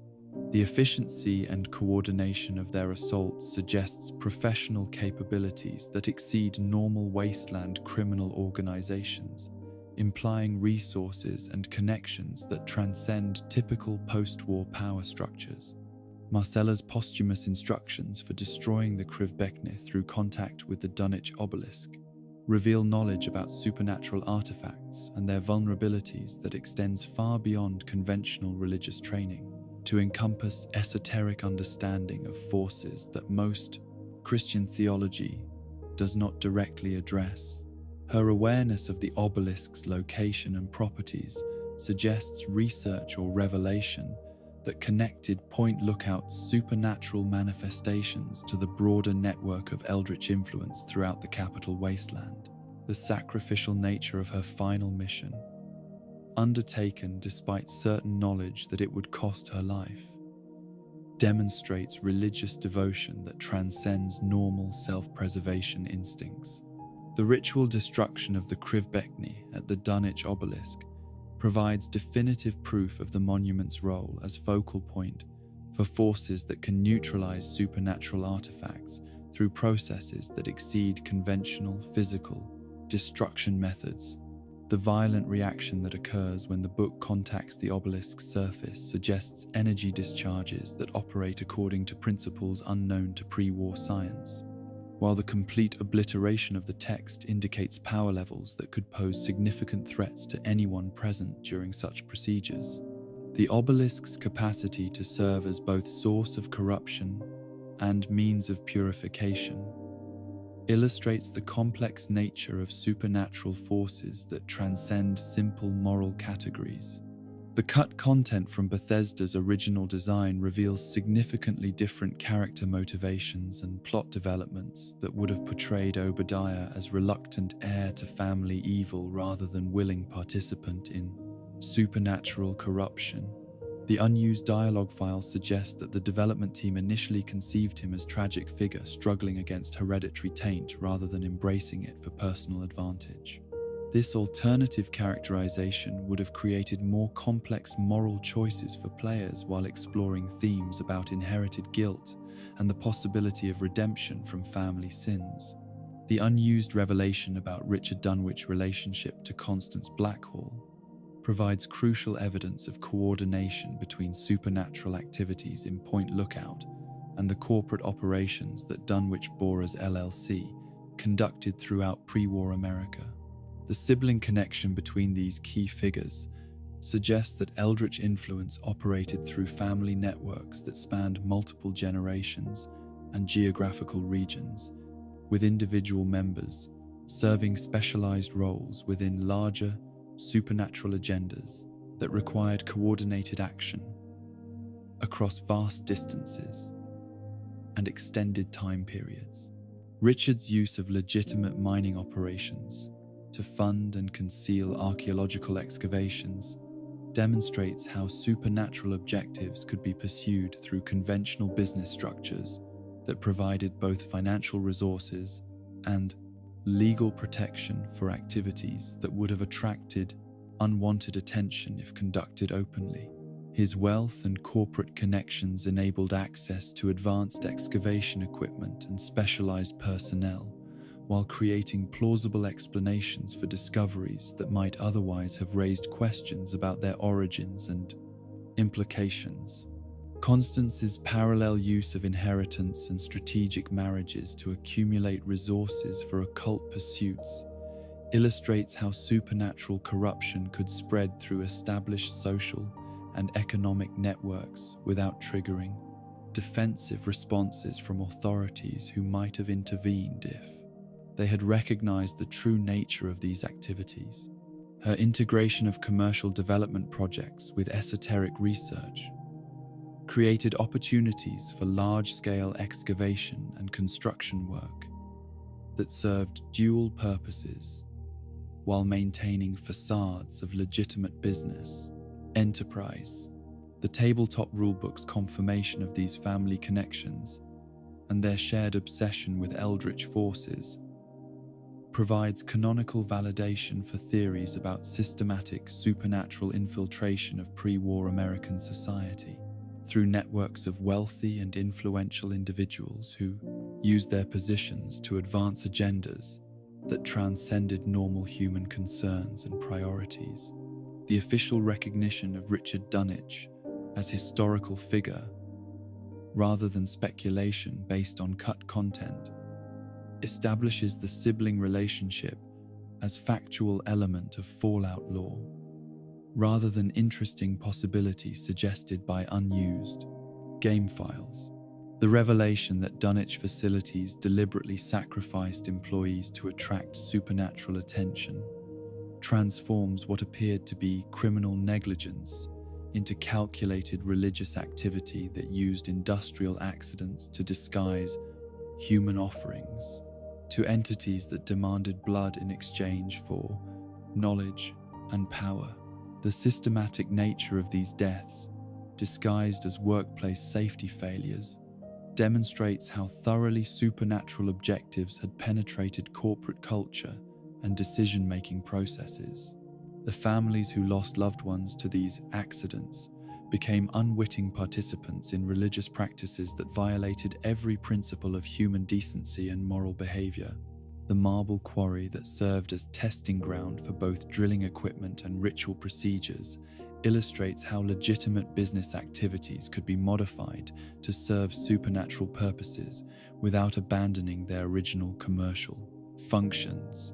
The ancient temple discovered beneath the extraction site provided access to forces that enhanced corporate capabilities, while requiring ceremonial acknowledgement that transformed normal business operations into religious observances. The dual nature of these activities enabled Dunwich borers to maintain profitable mining operations while pursuing objectives that extended far beyond material wealth or conventional success. The post-war survival of Obadiah as last representative of these interconnected supernatural dynasties demonstrates how eldritch influence can persist through individual carriers who preserve knowledge and capabilities across historical disruptions that would normally eliminate such specialized traditions. His determination to restore family power, despite the collapse of pre-war civilization, illustrates how supernatural objectives transcend normal human concerns about social stability and cultural continuity. The resources and abilities that enabled his survival through the Great War and subsequent decades suggest protection or enhancement that derives from sources beyond normal human capabilities. The swamp folks' continued reverence for locations and artifacts associated with the Black Hall legacy indicates how supernatural influence can shape cultural development across generations that have no direct contact with original sources of corruption. Their tribal organization around sites and objects that retain eldritch significance demonstrates how ancient powers continue operating through human agents who serve purposes they cannot fully comprehend. The persistence of these traditions, despite the collapse of formal religious structures, suggests that supernatural forces possess inherent capacity to perpetuate themselves through whatever cultural mechanisms remain available. The Point Lookout expansion's exploration of family legacies built upon supernatural foundations reveals patterns of corruption that extend across multiple generations while adapting to changing historical circumstances that threaten their continuity. The Black Hole dynasty's rise and fall illustrates how eldritch influence can elevate human families to positions of power and wealth, while ultimately consuming them through the same forces that enabled their initial success. The transformation of legitimate business enterprise into cover for supernatural activities demonstrates how thoroughly such corruption can penetrate established social and economic structures without triggering effective resistance or recognition of its true nature. The moral complexities that surround supernatural artifacts, like the Krivbekne force consideration of whether some knowledge is inherently too dangerous for human consciousness, regardless of the intentions or qualifications of those who might study it. The systematic destruction of sanity and moral integrity that characterizes exposure to such texts suggests that certain forms of information actively resist safe containment or beneficial application. The choice between preservation for scholarly study and destruction for public safety reflects fundamental tensions between intellectual freedom and collective welfare that cannot be easily resolved through conventional ethical frameworks. The emergence of official canonical documentation in 2021 marked a watershed moment in understanding the true scope of supernatural infiltration that had permeated pre-war American society, as Bethesda's collaboration with Modiphius Entertainment produced a 400-page tabletop role-playing game rulebook that transformed speculation into established lore. This massive compendium of background information, ostensibly created to support tabletop gaming sessions, contained revelations that fundamentally altered comprehension of the Dunwhich mystery, while confirming theories that had previously existed only in the realm of careful interpretation and educated conjecture. The rulebook's treatment of Richard Dunwhich as historical figure, rather than mere reference in unused dialogue files, provided the first official recognition of the man whose corporate empire served as vehicle for supernatural objectives that transcended normal business concerns. The biographical section dedicated to Dunwich Borers, LLC's founder, revealed an individual whose public persona, as successful industrialist, masked involvement with forces that regarded human civilization as expendable resource for incomprehensible projects spanning geological timescales. Richard Dunwhich's Washington, D.C.-based manufacturing operation specialized in producing rock tunneling drills that enabled the massive excavation projects that characterized pre-war American industrial expansion. These mammoth engines of destruction made possible the resource extraction that fed companies like Poseidon Energy while supporting the military-industrial complex that ultimately produced the weapons used in the Great War. The irony that Dunwich drilling equipment contributed to both humanity's technological achievement and its ultimate destruction illustrates how supernatural corruption can operate through seemingly beneficial innovations that serve dual purpose. The company's reputation among industrial clients as reliable supplier of essential equipment contrasted sharply with its standing among workers who experienced firsthand the systematic disregard for human safety that characterized Dunwich operations throughout their expansion across pre-war America. The abysmal record of workplace accidents and fatalities that plagued company facilities was deliberately obscured through combination of generous compensation packages and elaborate morale-building events designed to deflect attention from the extraordinary dangers that employees faced in their daily duties. The systematic suppression of safety incident reports through corporate public relations campaigns demonstrates how effectively supernatural agendas could be concealed behind facades of legitimate business enterprise that prioritized profit margins over human welfare. High paychecks and company-sponsored social activities created employee loyalty that transcended rational assessment of workplace hazards. while management's efforts to sweep accident statistics under the public spotlight prevented external scrutiny that might have revealed patterns suggesting deliberate endangerment rather than mere negligence. But the rulebook's most significant revelation concerns the persistent rumors that these workplace deaths were not accidental at all, but represented systematic human sacrifice, disguised as industrial mishaps to avoid detection by authorities, who might have intervened if they had recognized the ritualistic nature of employee fatalities. The transformation of corporate cost-cutting into religious observance illustrates how thoroughly supernatural objectives had penetrated American business culture while maintaining plausible alternative explanations for activities that would have triggered criminal investigations if their true purposes had been understood.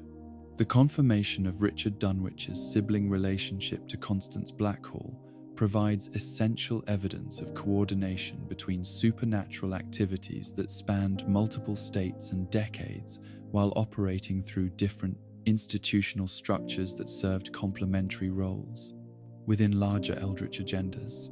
the brother and sister's shared obsession with occult forces enabled them to pursue parallel objectives through mining operations and estate management respectively, creating a network of influence that extended from corporate boardrooms to private libraries filled with forbidden texts. Richard's use of industrial resources to finance archaeological excavations in regions where conventional scholarship found no evidence of significant historical sites demonstrates how legitimate business profits could be redirected towards supernatural research that required access to equipment and personnel beyond the capabilities of normal academic institutions. The drilling technology that made his company successful in commercial markets also enabled deep excavation projects that reached geological layers where ancient civilizations had left traces of their non-human origins and capabilities. Constance's parallel exploitation of inherited wealth and strategic social connections to accumulate occult artifacts and texts created private collection that rivaled institutional repositories while remaining hidden from scholars who might have recognized the dangerous knowledge it contained.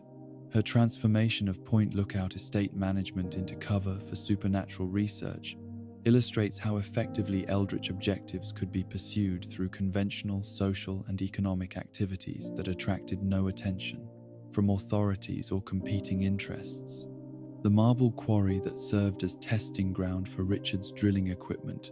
provides the most direct evidence of how corporate operations were modified to serve supernatural purposes that required access to ancient sites and the finding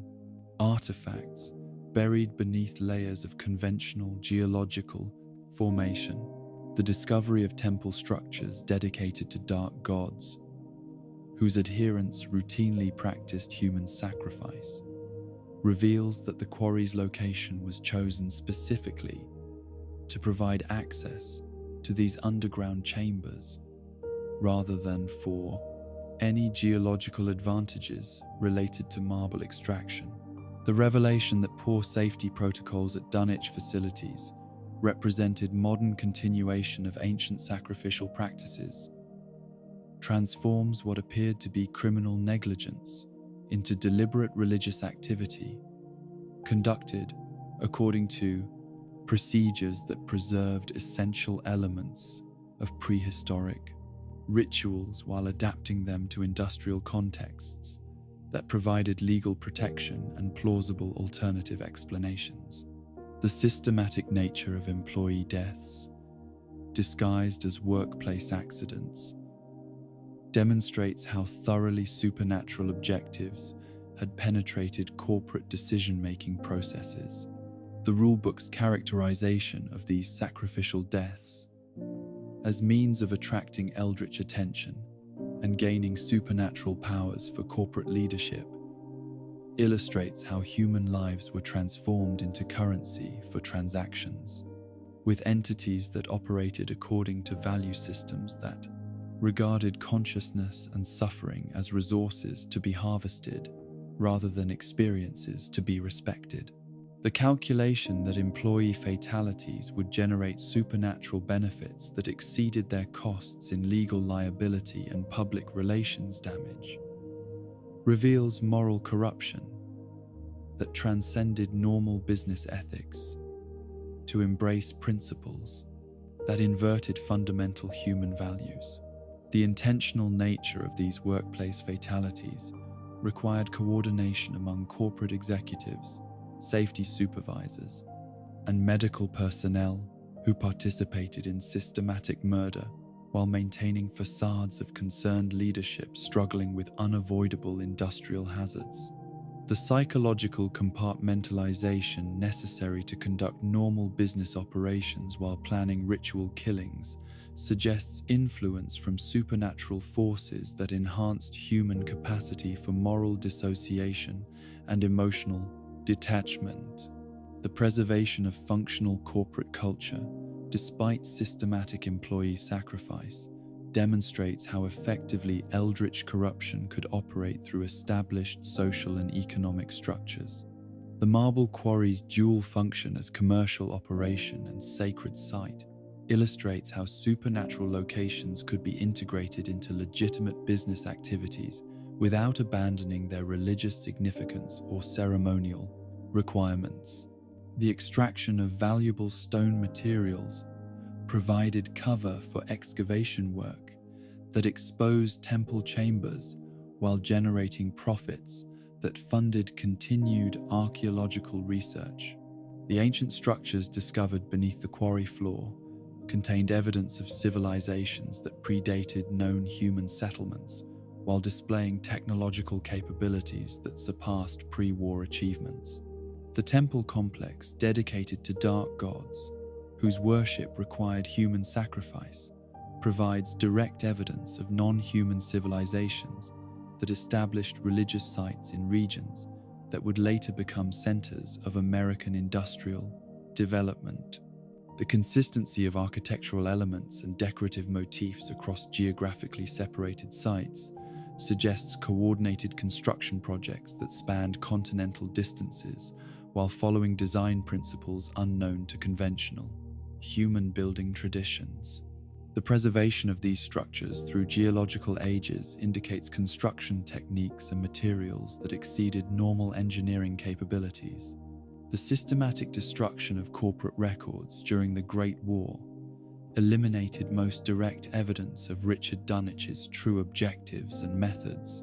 though scattered references in surviving documents hint at research projects and ceremonial activities that extended far beyond normal industrial operations.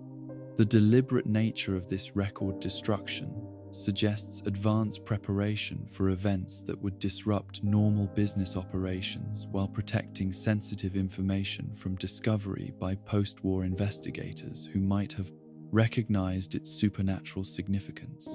The official recognition of Ugh-Qualtoth as genuine entity within Fallout lore rather than mere reference to Lovecraftian fiction represents perhaps the rulebook's most significant contribution to understanding the cosmic forces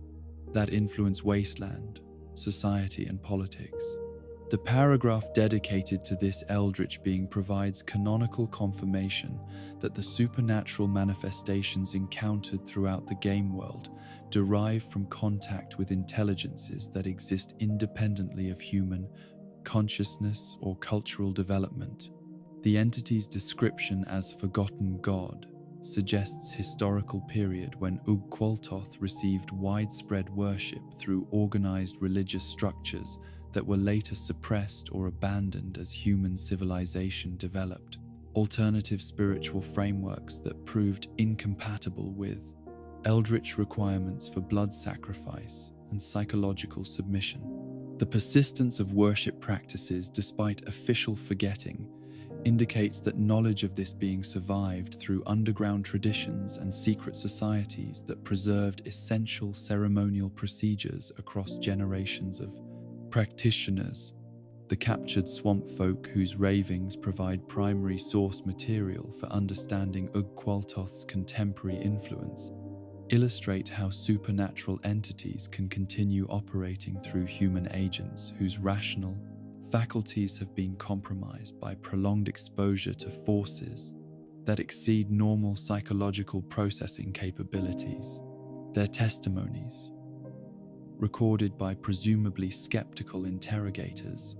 provide detailed information about worship practices and ritual requirements that could not have been invented by individuals whose mental deterioration prevents coherent fabrication of complex mythological systems.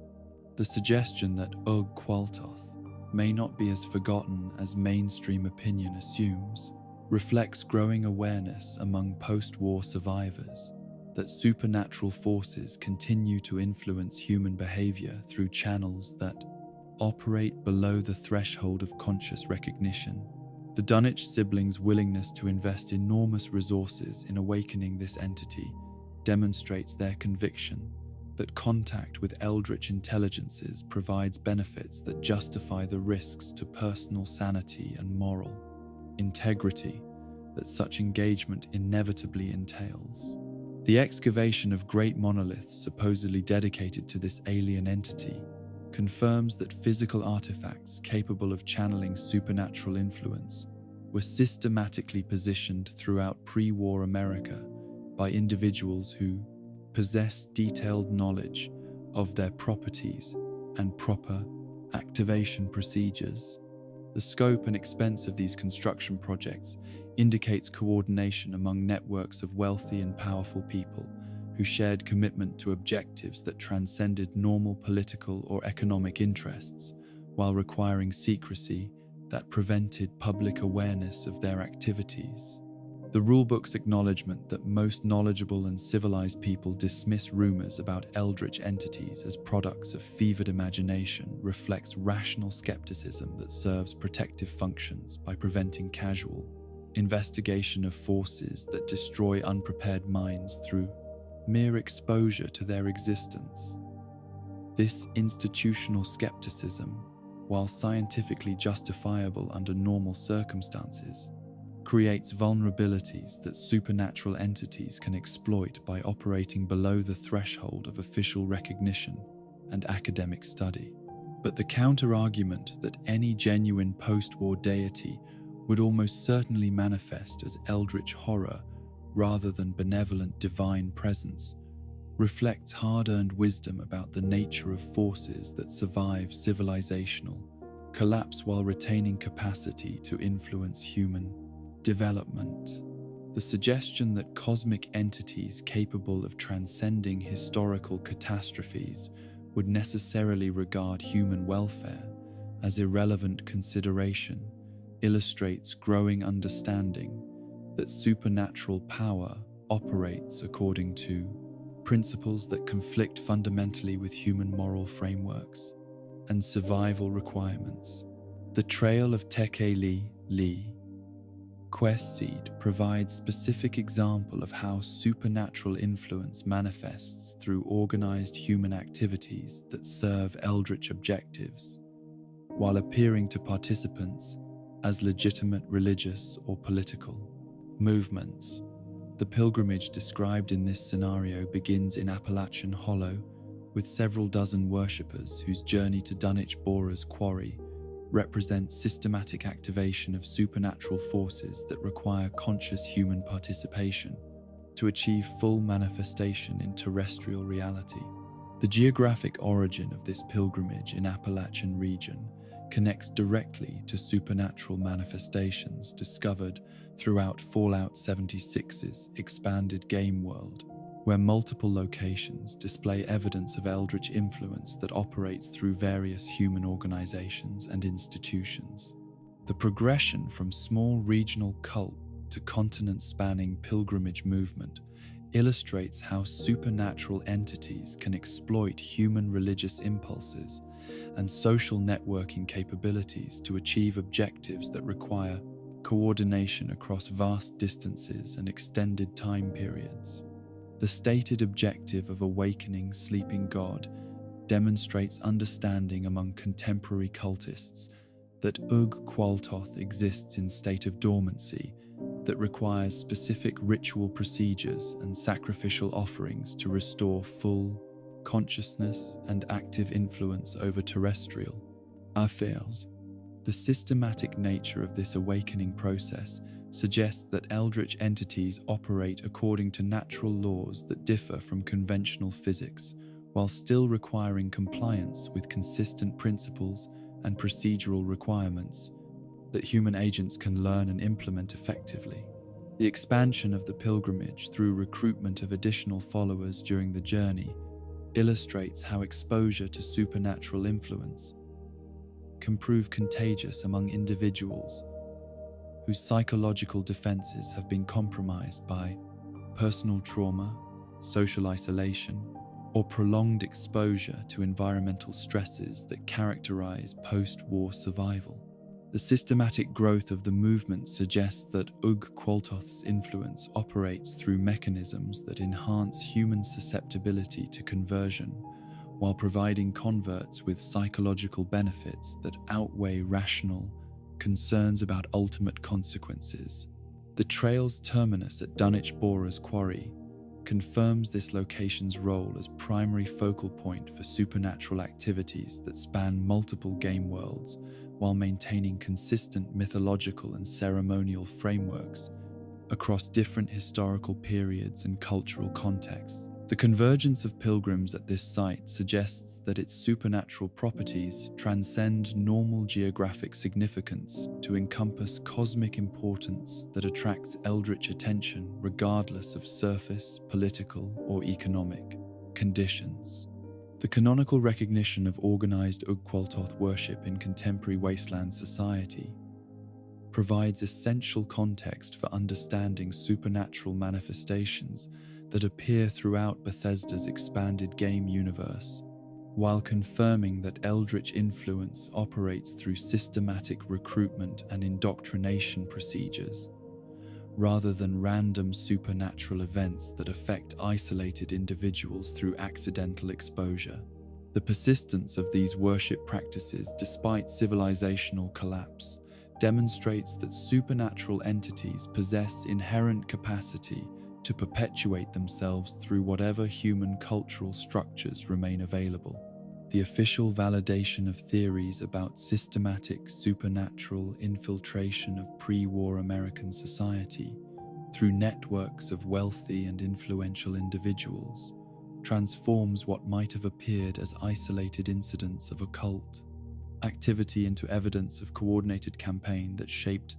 national development according to agendas that served non-human interests, while maintaining facades of legitimate political and economic enterprise.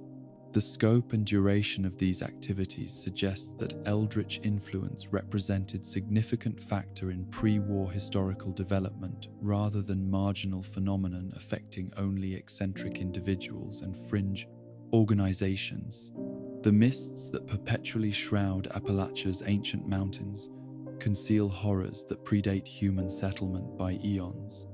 where alien intelligences established beachheads in terrestrial reality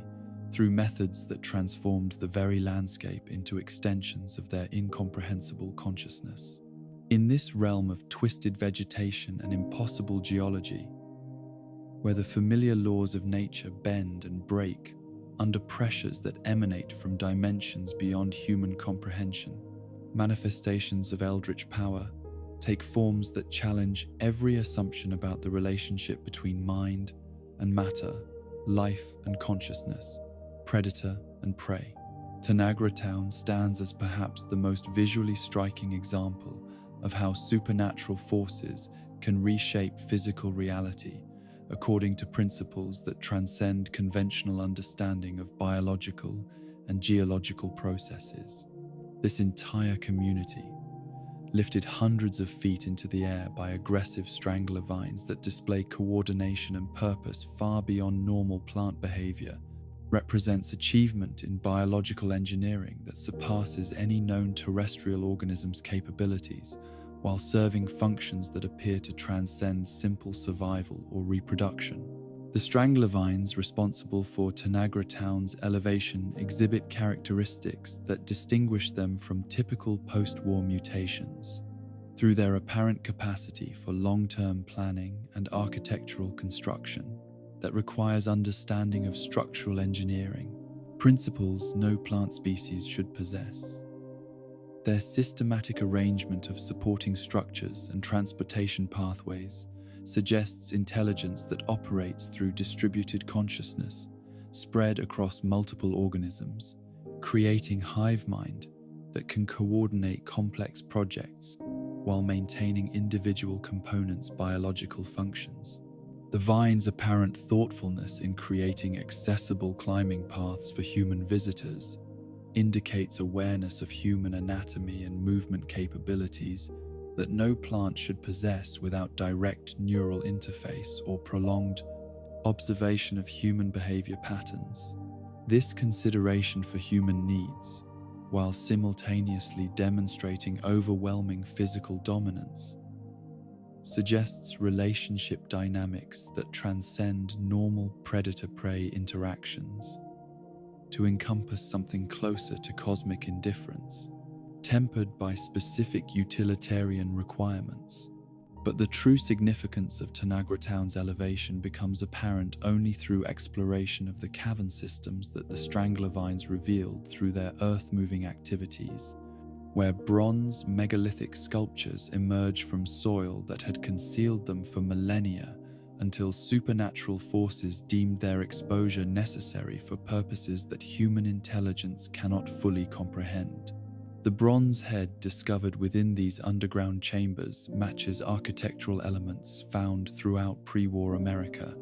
while displaying craftsmanship and materials that exceed any known human metalworking capabilities.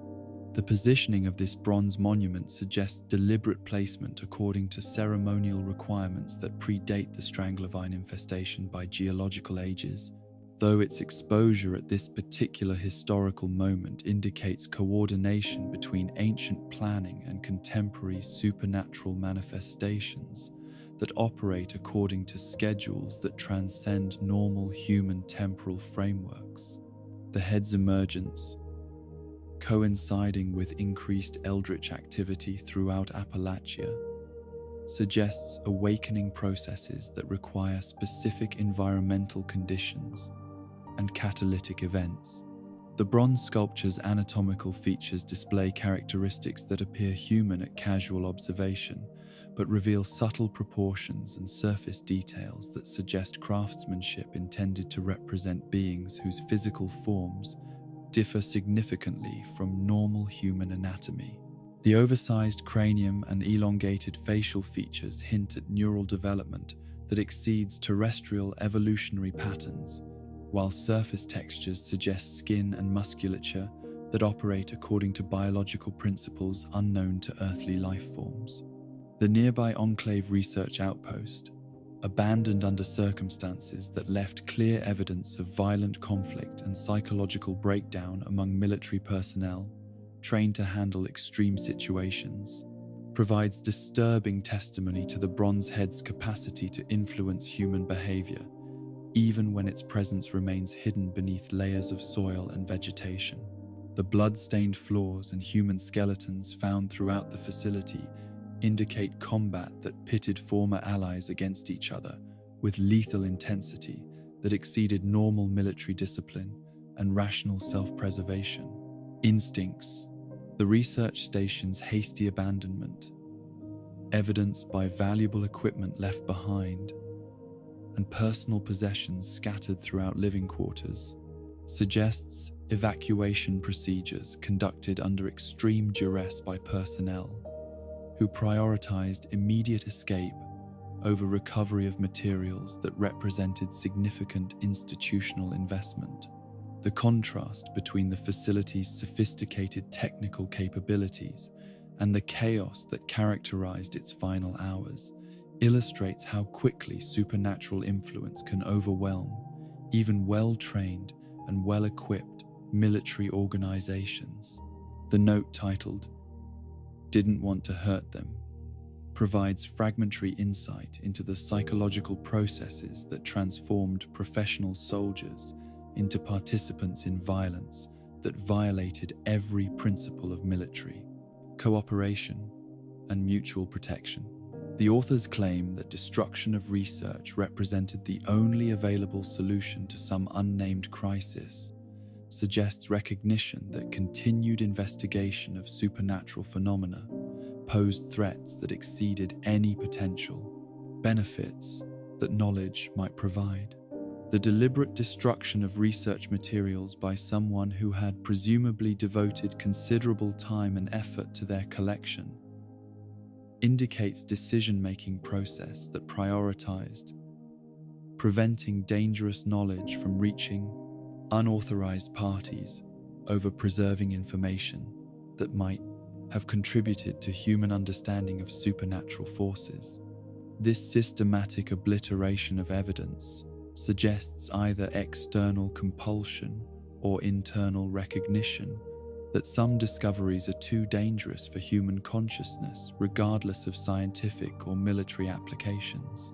The blood evidence and skeletal remains throughout the facility indicate that whatever psychological influence affected the research team operated through mechanisms that preserved enough rational thinking to conduct systematic destruction of sensitive materials, while simultaneously eliminating the moral constraints that normally prevent violence against fellow humans. The preservation of technical capabilities, alongside complete moral dissolution, suggests supernatural corruption that operates through selective enhancement and suppression of different aspects of human consciousness. Point Pleasant's role as headquarters for the cult of the Mothman provides essential context for understanding how supernatural entities can exploit human religious impulses to create organized movements that serve eldritch objectives, while providing participants with psychological benefits that outweigh rational concerns about ultimate consequences. The town's real-world association with paranormal phenomena creates natural foundation for fictional religious movements that blur boundaries between documented unexplained events and literary supernatural horror. The Mothman cultists who have claimed Point Pleasant as their spiritual center display organizational capabilities and ideological coherence that distinguish them from typical post-war raider gangs or tribal societies through their systematic approach to recruitment, indoctrination, and territorial expansion that requires long-term planning and resource management beyond the capabilities of individuals whose rational faculties have been compromised by supernatural influence. Their success in establishing functional religious community suggests leadership that retains sufficient cognitive abilities to coordinate complex activities while embracing beliefs that transcend normal human experience. The cult's practice of human sacrifice represents adoption of ritualistic procedures that serve supernatural entities whose requirements for blood offerings reflect value systems that regard conscious suffering as currency for transactions that operate according to principles unknown to terrestrial economics or ethics. The systematic nature of these killings, conducted according to ceremonial procedures that preserve specific elements while adapting to available resources and circumstances, suggests traditional knowledge that has been transmitted across generations of practitioners despite official suppression or cultural disapproval. The bone totems that mark cultist territory throughout Appalachia demonstrate artistic capabilities and symbolic understanding that transform human remains into communicative media capable of conveying information to entities whose perceptual capabilities transcend normal electromagnetic or chemical signaling systems. The construction techniques evident in these displays require anatomical knowledge and craftsmanship skills that exceed typical post-war educational opportunities, while serving functions that operate beyond normal human aesthetic or territorial marking requirements. Jeff Lane's introduction to supernatural forces through encounters with mad storytellers illustrates how eldritch knowledge can propagate through human social networks, despite institutional efforts to suppress or discredit information about non-human intelligences and their terrestrial manifestations. His progression from skeptical listener to devoted seeker demonstrates psychological processes that transform rational curiosity into compulsive need for contact with forces that ultimately destroy the seeker's capacity for independent judgment and self-preservation. The storyteller's madness, apparent to any rational observer, paradoxically validates rather than discredits the supernatural information he provides, suggesting that exposure to cosmic truth produces psychological symptoms that human consciousness interprets as pathological breakdown, despite their accuracy in describing reality that transcends normal human perceptual limitations. The correlation between mental instability and supernatural knowledge creates epistemological paradoxes that prevent casual investigation while attracting individuals whose psychological vulnerabilities make them susceptible to eldritch influence. Jeff's decision to pursue investigation despite clear evidence of the storyteller's psychological deterioration demonstrates how supernatural entities can exploit human curiosity and desire for significance to recruit agents who will voluntarily expose themselves to corrupting influences while believing they are pursuing noble objectives or personal advancement. The systematic nature of this recruitment process suggests that eldritch beings possess detailed understanding of human psychology and motivation that enables them to craft appeals that overcome rational self-preservation instincts. Lucky Hole Mine's transformation from conventional silver and copper extraction operation into focal point for supernatural activity illustrates how eldritch entities can appropriate existing human infrastructure to serve their own purposes while maintaining enough of the original function to avoid attracting unwanted attention from authorities or competing interests.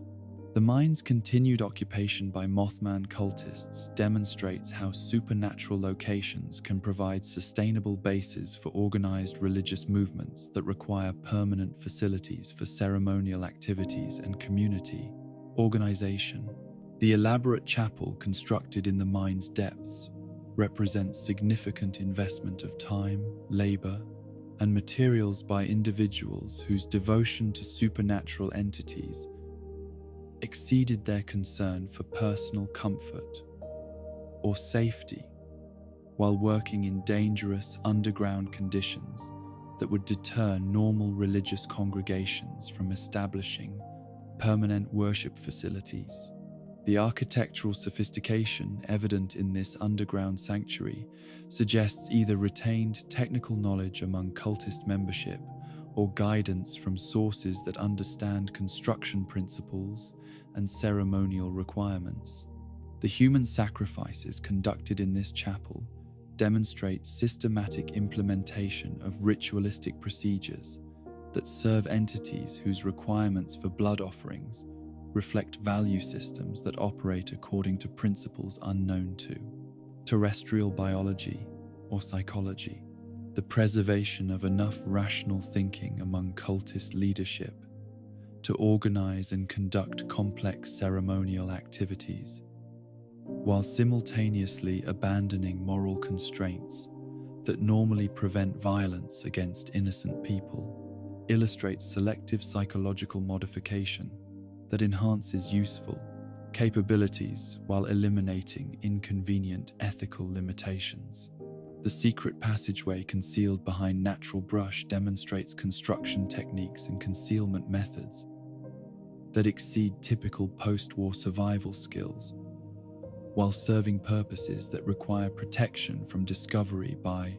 individuals who might interfere with supernatural activities or report cultist locations to competing organizations or governmental authorities. The effectiveness of this camouflage suggests either professional military training among cultist membership or instruction from sources that understand surveillance and counterintelligence principles. The discovery of the interloper in its underground lair represents culmination of Jeff Lane's quest for supernatural contact,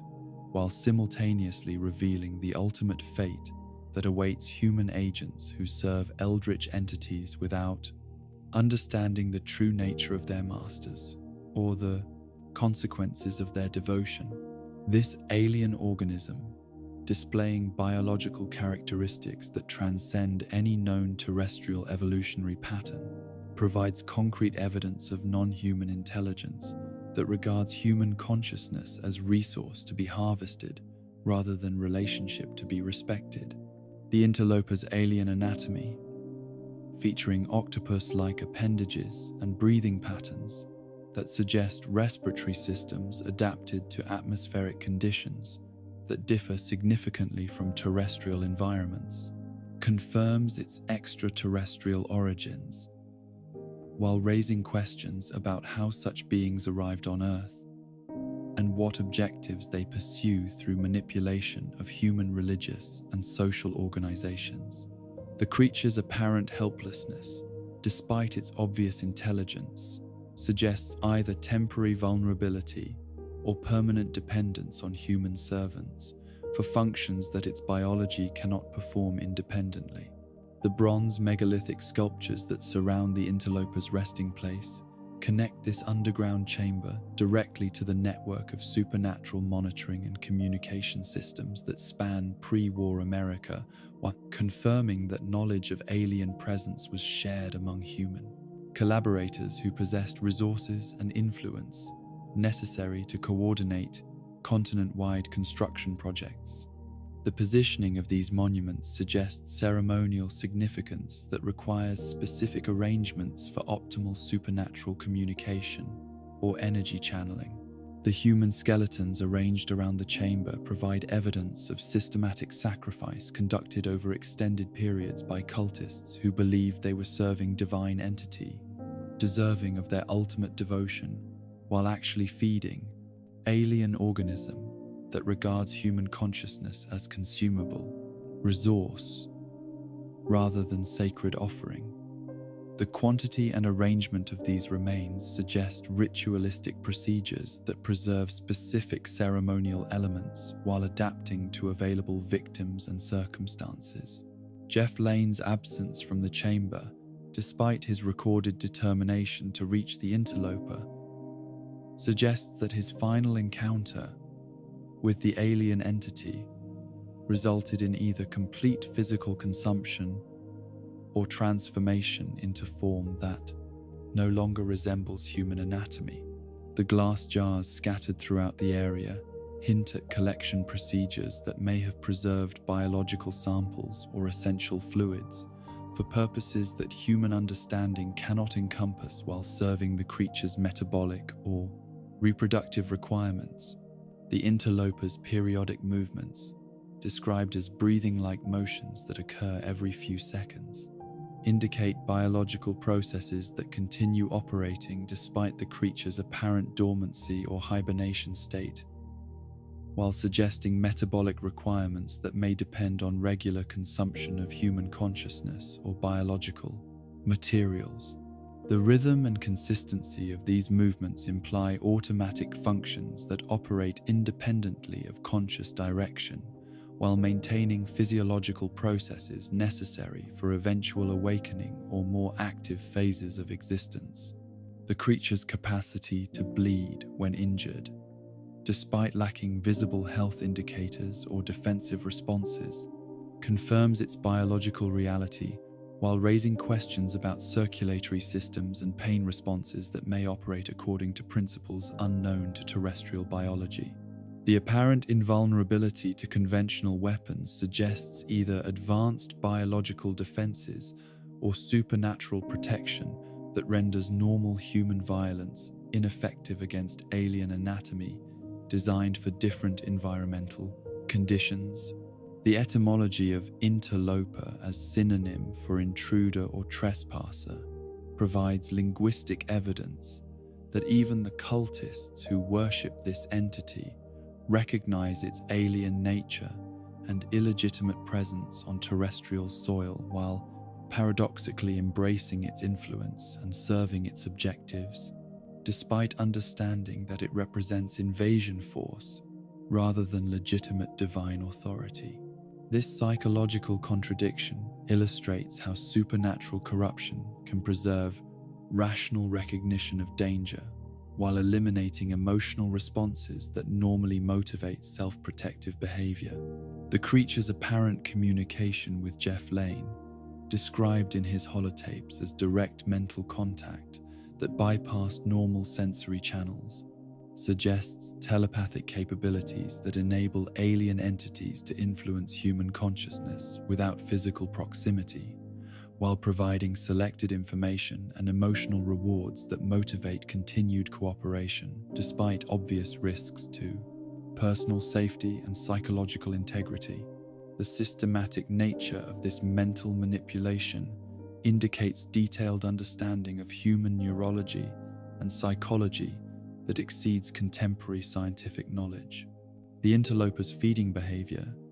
evidenced by the skeletal remains that surround its resting place, appears to involve complete consumption of human victims through processes that leave no organic material while preserving bone structure in arrangements that suggest ceremonial significance rather than random predation. This selective consumption pattern indicates sophisticated biological capabilities that transcend normal terrestrial predator behavior while serving purposes that may encompass both metabolic requirements and ritualistic objectives. The creature's apparent growth cycle, suggested by its current immobility and the infrastructure that has been constructed to support its long-term presence, implies developmental stages that may span centuries or millennia, while requiring periodic feeding and environmental maintenance that human servants can provide under appropriate guidance and motivation. The investment of time and resources necessary to support such extended biological processes suggests planning capabilities that transcend normal human temporal frameworks while pursuing objectives that exceed individual lifespans. The glass containers found throughout the chamber suggest collection procedures that may preserve biological samples or consciousness-related materials for purposes that transcend normal scientific study while serving the interloper's reproductive, metabolic, or communication requirements through processes that human biology cannot comprehend or safely participate in without fundamental physiological modification. The systematic nature of these collections indicates procedural knowledge that has been transmitted among cultist leadership through multiple generations of supernatural servitude. The interloper's role as focal point for supernatural activity throughout Appalachia demonstrates how alien entities can establish territorial control through networks of human agents who provide surveillance, recruitment, and resource-gathering services while maintaining plausible explanations for their activities that prevent detection by competing organizations or governmental authorities who might interfere with eldritch objectives if they recognized their true nature and scope. The creature's influence on local wildlife and vegetation patterns, evidenced by the strangler vine activity that exposed bronze monuments and the behavioral changes observed in various animal species throughout the region, suggests environmental manipulation capabilities that operate through biological and geological processes while serving purposes that may encompass terraforming activities designed to make terrestrial conditions more suitable for alien physiology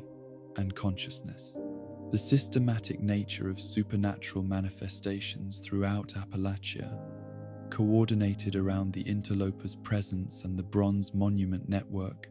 demonstrates planning capabilities that exceed normal human organizational abilities while pursuing objectives that transcend individual human lifespans and cultural frameworks through methods that exploit human religious impulses and famia social networking capabilities to achieve goals that serve alien, rather than terrestrial interests. The seasonal awakening that occurred during December of 2021 brought revelations that shattered the comfortable delusions maintained by Appalachia's most devoted supernatural servants, as the Mothman Equinox event exposed the fundamental deception that had guided their worship for generations, while revealing the true source of the whispers that had shaped their beliefs and motivated their sacrifices. This brief but illuminating period of heightened supernatural activity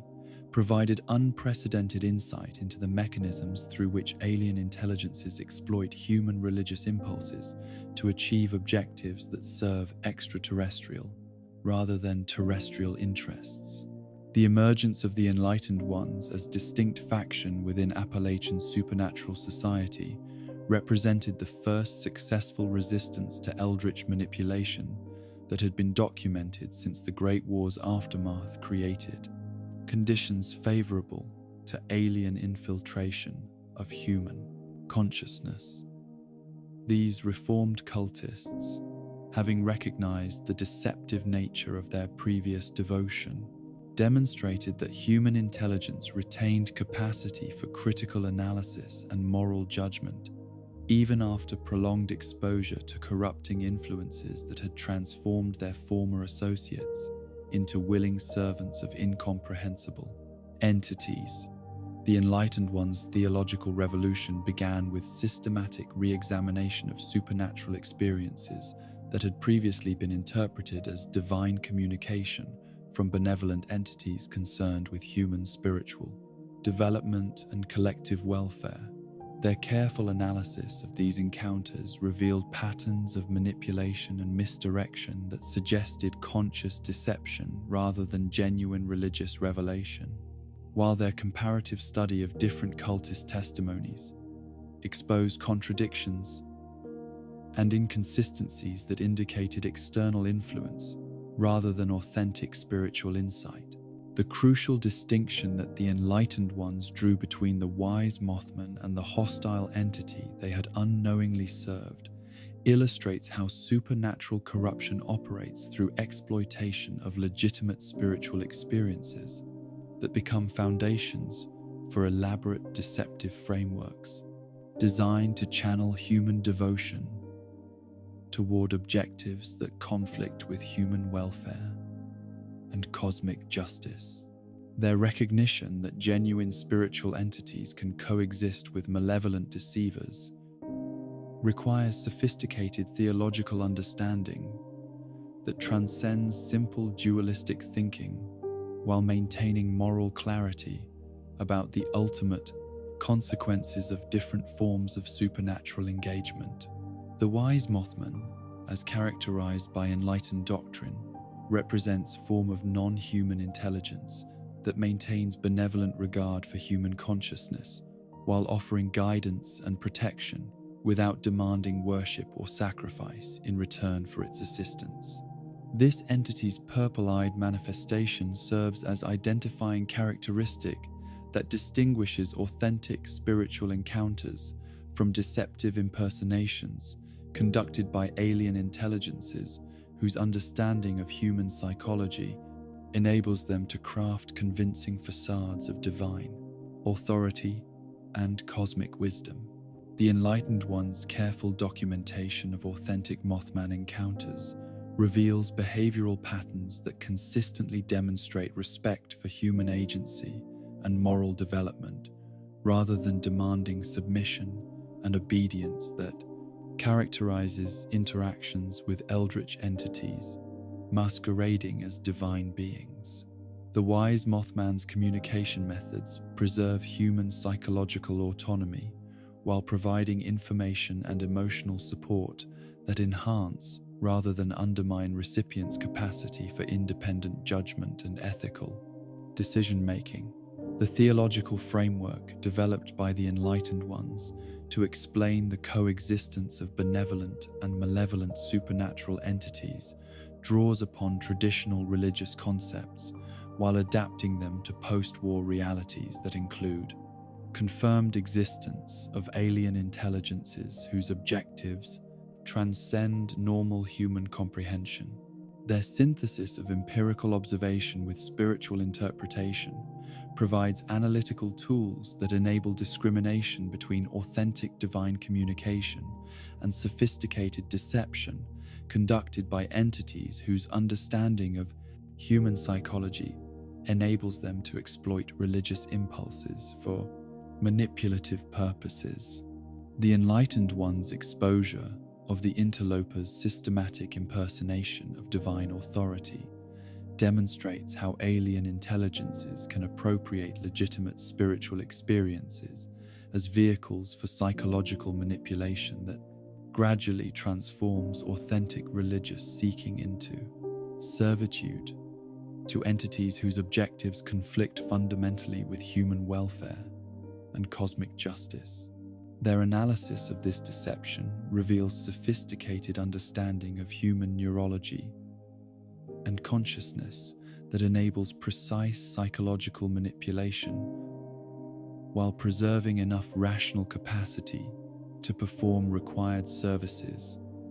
and recruit additional victims. The process through which the interloper assumed control over traditional Mothman worship illustrates how supernatural entities can exploit existing religious structures and cultural traditions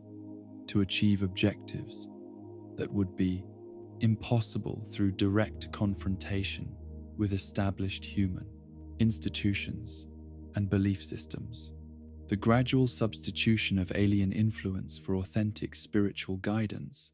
occurs through methods that preserve surface elements of traditional practice, while fundamentally altering underlying purposes and ultimate objectives in ways that may not be apparent to participants whose judgment has been compromised through prolonged exposure. The systematic nature of this religious hijacking demonstrates planning capabilities that transcend individual human lifespans while pursuing objectives that require coordination across multiple generations of human agents who serve purposes they cannot fully comprehend. The preservation of traditional ceremonial forms, while redirecting their spiritual significance toward alien rather than terrestrial purposes, illustrates sophisticated understanding of human psychology and cultural transmission that enables effective long-term manipulation of religious communities and their associated social structures. The enlightened one's recognition that their former associates had been attuned to other whispers provides crucial insight into the mechanisms through which supernatural corruption spreads through human populations while maintaining plausible explanations that prevent recognition of its alien origins and objectives. The metaphor of spiritual attunement suggests gradual psychological modification that enhances receptivity to specific forms of mental influence, while diminishing capacity for critical analysis and independent moral judgment. The broken individuals who heard the song of the interloper represent victims of systematic psychological manipulation that exploited personal trauma and emotional vulnerability to create openings for alien influence that gradually overwhelmed natural psychological defenses while preserving enough cognitive function to perform required services. Their transformation from spiritual seekers into devoted servants demonstrates how eldritch entities can appropriate human religious impulses while redirecting them toward objectives that serve extraterrestrial rather than terrestrial interests. The enlightened one's characterization of corrupted cultists as individuals who turned from the truth while scoring wisdom as the product of mere mortals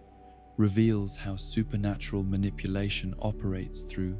enhancement of human pride and arrogance that makes victims receptive to claims of cosmic significance, while simultaneously diminishing their capacity for humble recognition of their own limitations and need for authentic spiritual guidance.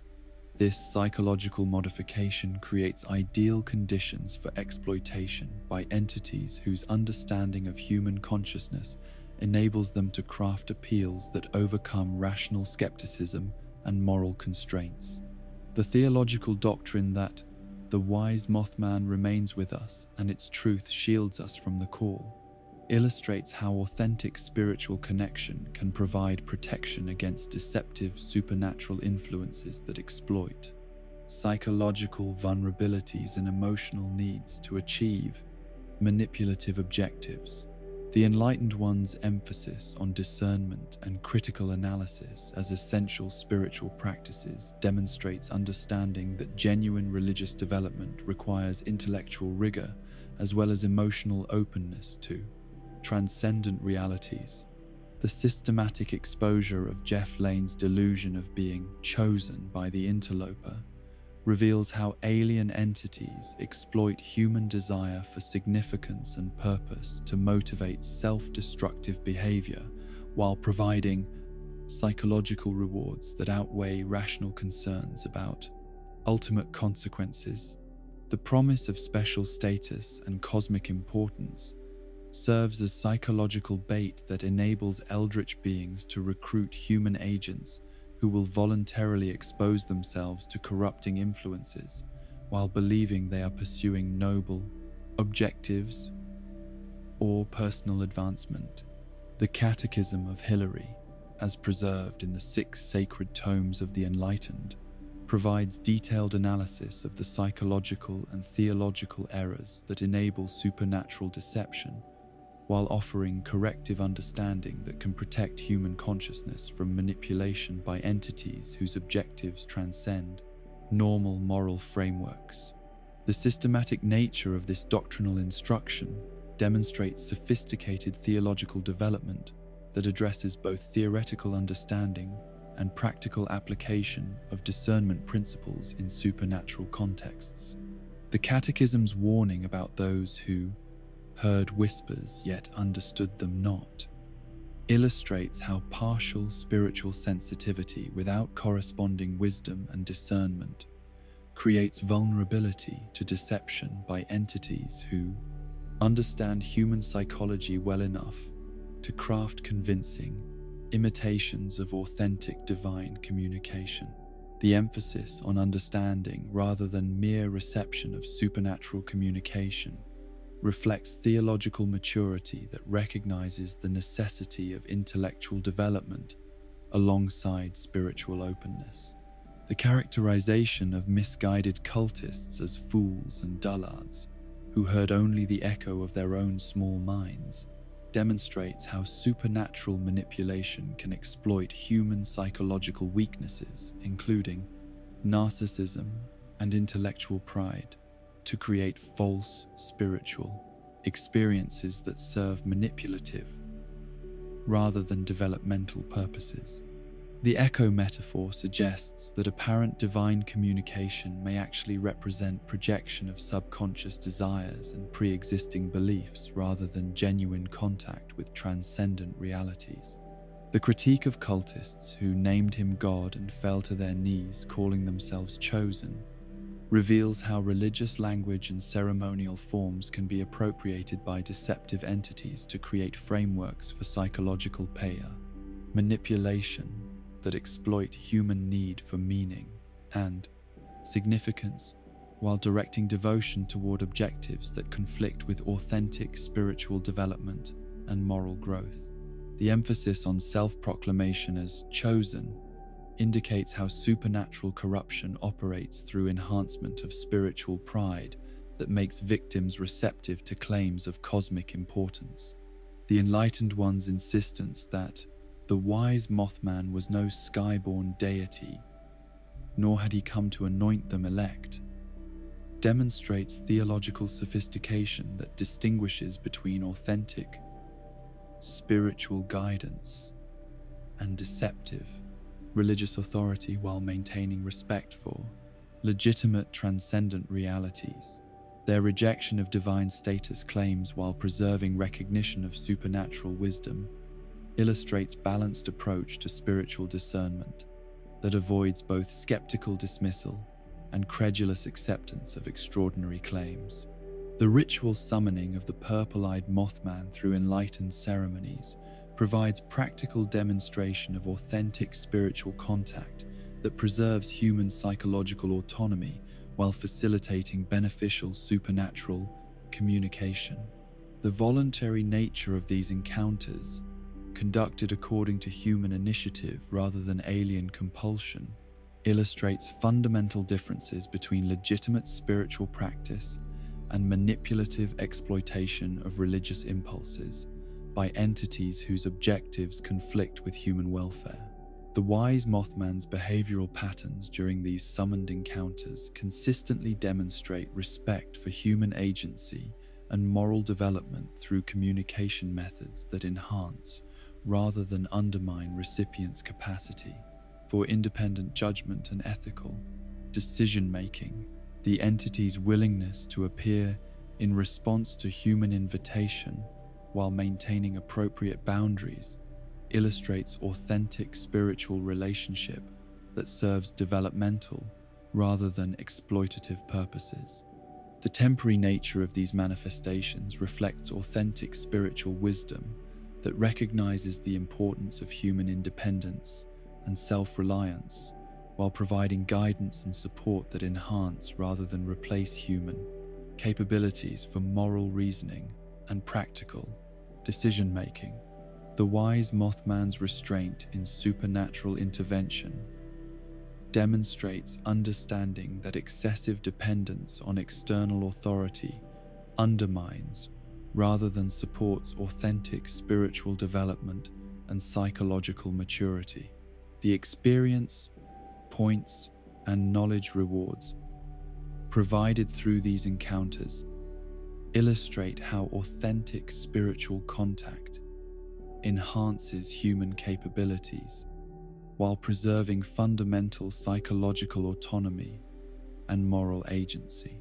The practical benefits of these interactions serve developmental purposes that strengthen rather than weaken human capacity for independent functioning and ethical behavior in challenging circumstances that require wisdom and courage beyond normal educational preparation.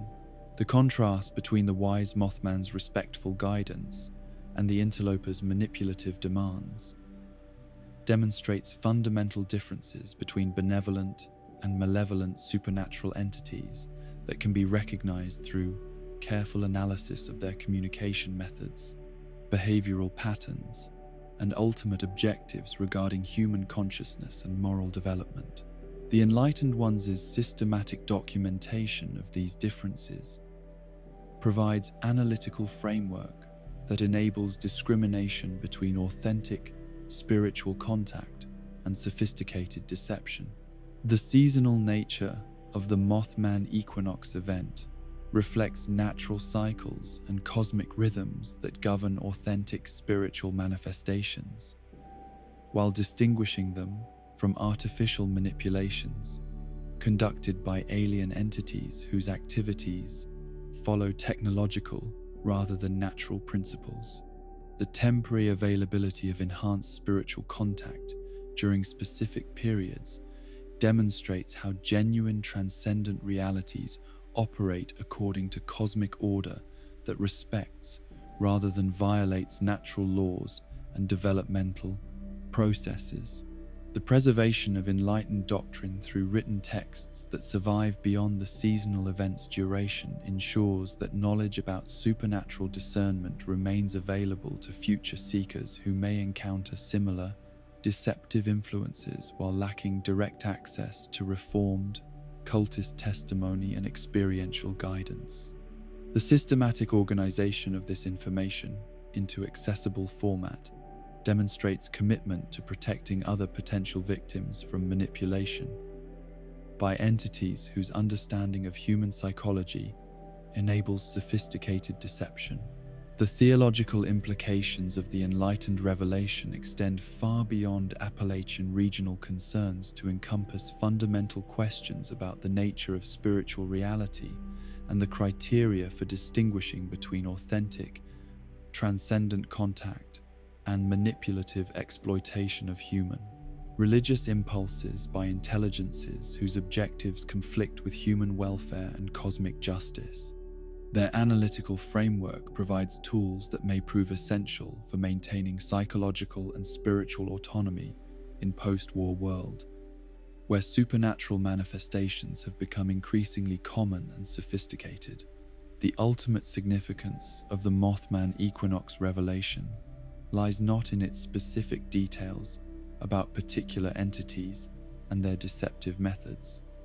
but in its demonstration that human consciousness retains capacity for critical analysis and moral discernment even after prolonged exposure to corrupting supernatural influences that appear designed to eliminate independent judgment and ethical sensitivity.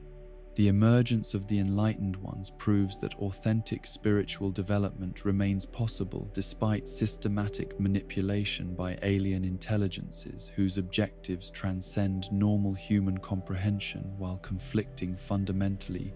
with terrestrial welfare and cosmic justice. The subterranean mysteries that lurk beneath Appalachia's surface extend far beyond terrestrial origins, as the Wastelanders' expansion revealed chambers that challenge every assumption about the relationship between pre-war human civilization and forces that arrived on Earth through means that conventional physics cannot explain or accommodate. In the depths of the Savage Divide, where geological formations have been twisted by influences that transcend normal planetary development, lies evidence of visitation that predates human awareness while continuing to shape terrestrial reality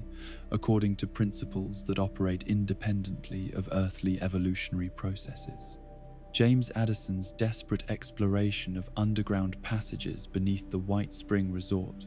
began with mundane concerns about structural integrity and seismic activity that had been troubling resort operations through minor earthquakes that geological surveys could not adequately explain. His professional responsibilities as maintenance staff required investigation of unusual phenomena that might threaten guest safety or facility operations, though his personal curiosity about the unexplained tremors exceeded normal job requirements to encompass obsessive determination to prove theories that his colleagues dismissed as paranoid speculation. The earthquakes that prompted Addison's investigation represented geological impossibility in the Appalachian region, where tectonic activity had remained stable for millions of years without significant seismic events that might indicate ongoing crustal movement or volcanic activity. The timing and intensity patterns of these tremors suggested artificial rather than natural origins, while their epicenters appeared to shift according to schedules that bore no relationship to known geological processes or atmospheric conditions that might trigger landslides or structural settling. Addison's conviction that these seismic anomalies indicated something extraordinary hidden beneath the resort's foundations reflects intuitive understanding that transcended his technical training to encompass recognition of patterns that suggested conscious design rather than random, natural phenomena. His willingness to risk his professional reputation and personal safety through unauthorized investigation demonstrates how supernatural mysteries can compel exploration even among individuals whose rational skepticism would normally prevent such dangerous curiosity about unexplained occurrences. The discovery of what Addison interpreted as underground spacecraft represents perhaps the most direct evidence of extraterrestrial presence that has been documented in the post-war world, though the actual nature of the object he encountered may transcend conventional understanding of both terrestrial and alien technology. His description of the vessel suggests construction principles and materials that exceed human engineering capabilities, while displaying characteristics that may not derive from any civilization that developed according to normal planetary, evolutionary processes. The rocket fuel that Addison observed leaking from the discovered object created environmental conditions that transformed surrounding geological formations through processes that standard chemistry cannot adequately explain, producing luminescent effects and material transformations that suggest energy sources operating according to principles unknown to pre-war science. The systematic nature of these changes indicates controlled, rather than accidental discharge of substances that may serve functions related to propulsion, life support, or communication systems designed for environments that differ significantly from terrestrial atmospheric and gravitational conditions. Addison's euphoric anticipation of recognition and reward for his discovery illustrates how contact with extraterrestrial artifacts can produce psychological effects that enhance human motivation and confidence, while potentially compromising judgment about practical risks and realistic expectations regarding official responses to such revelations. His conviction that presidential notification would result in hero status and medal recognition demonstrates optimism that may derive from alien influence, designed to encourage continued investigation and exposure of hidden materials. The irradiated waters that guard access to the underground chambers serve both protective and selective functions, preventing casual exploration while allowing determined investigators who possess appropriate equipment and motivation to reach areas that contain evidence of non-human presence and activity. The radiation levels involved exceed normal background contamination to suggest either spacecraft propulsion byproducts or deliberate area denial systems designed to limit access to qualified or committed explorers who understand the risks involved. The bioluminescent ecosystem that flourishes in the alien-influenced environment demonstrates how extraterrestrial presence can transform terrestrial biology according to principles that transcend normal evolutionary adaptation while extraterrestrial presence, creating new forms of life that operate according to hybrid, biological and technological systems. The flora that has developed in these chambers displays characteristics that suggest artificial enhancement or modification through processes that combine organic growth patterns with structured development that serves specific, environmental, and possibly communicative functions. The visual beauty of this transformed underground environment indicates aesthetic sensibilities that may derive from alien consciousness or represent unintended byproducts of technological processes that create conditions favorable to forms of life that did not evolve under normal terrestrial environmental pressures. The systematic organization of bioluminescent displays suggests either conscious design or self-organizing principles that operate according to mathematical or artistic frameworks that transcend random biological adaptation. The alien corpse discovered within these chambers provides the most concrete evidence of non-human intelligence that has been documented in the Fallout universe. Though the creature's current lifeless state raises questions about the circumstances of its death and the implications for other members of its species who may remain active elsewhere. The four-legged anatomy and octopus-like oral features suggest evolutionary development that occurred under environmental conditions significantly different from those that shaped terrestrial life forms. The creature's designation as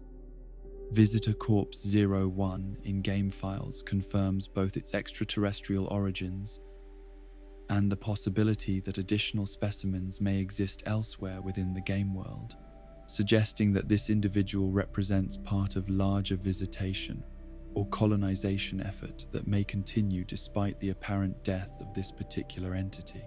The systematic naming convention implies ongoing research or cataloging activities by entities capable of documenting and classifying alien remains according to scientific protocols.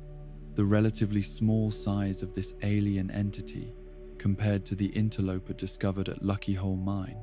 indicates either species diversity among extraterrestrial visitors or developmental stages within single species that may undergo significant physical transformation during maturation processes. The apparent helplessness of the deceased creature suggests either natural mortality or vulnerability to environmental conditions that proved lethal, despite its presumably advanced biological or technological adaptations. The Chinese spy facility's continued operation in proximity to alien remains demonstrates how human intelligence organizations can adapt to extraordinary circumstances while maintaining focus on conventional objectives that may have become irrelevant following civilizational collapse and supernatural manifestation. The persistence of these operatives in conducting missions whose original purposes have been superseded by larger historical developments illustrates institutional momentum that transcends rational assessment of changing strategic realities. The facility's excavation activities using requisitioned mining equipment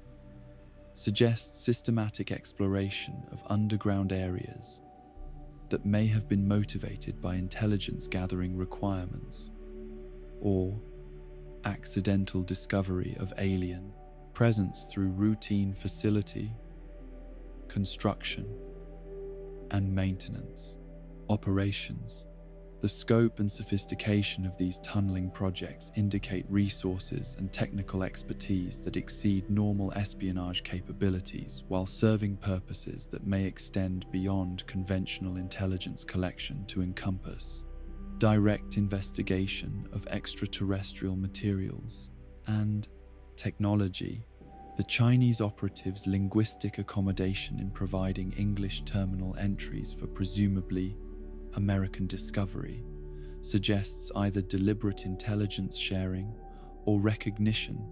that their activities might eventually come to light through post-war exploration by survivors who could benefit from documentation of their findings and conclusions.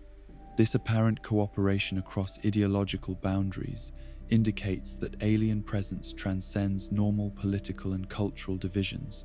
to create common human interests in understanding extraterrestrial objectives and capabilities. The two primary theories regarding the alien creature's death illustrate fundamental questions about the relationship between extraterrestrial visitors and human activities that may affect their survival and welfare through both intentional and accidental interference with their biological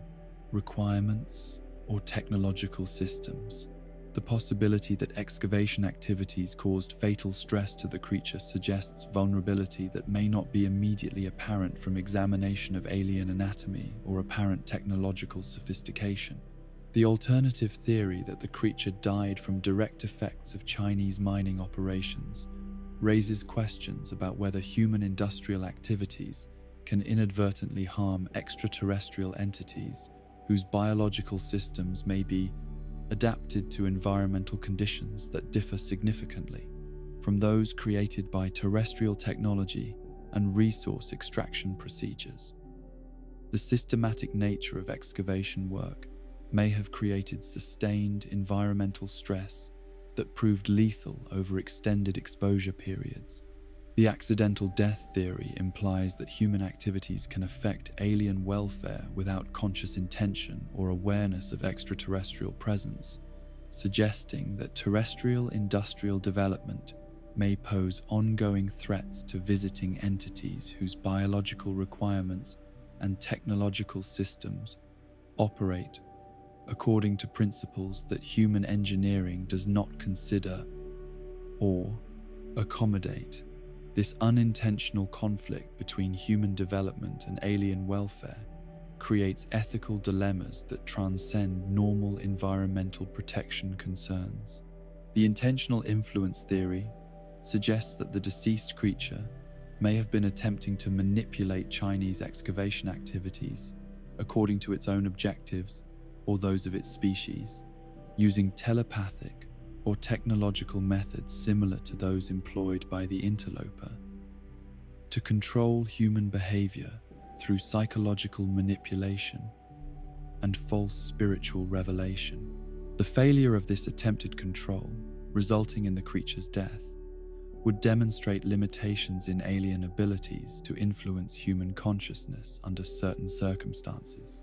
The creature's apparent isolation from other members of its species raises questions about extraterrestrial social organization and the circumstances that brought individual aliens to Earth without apparent support structures or communication networks that might have prevented accidental death through environmental hazards or human interference. The solitary nature of this visitation suggests either reconnaissance activities or exile conditions that separated this individual from larger alien communities. The preservation of alien remains in recognizable form despite the passage of time, since death indicates either recent mortality or biological characteristics that resist normal decomposition processes through natural preservation methods or technological intervention that maintains physical integrity for purposes that may transcend normal biological functions. The creature's continued presence in accessible location suggests either deliberate placement or inability of surviving aliens to recover their deceased associate.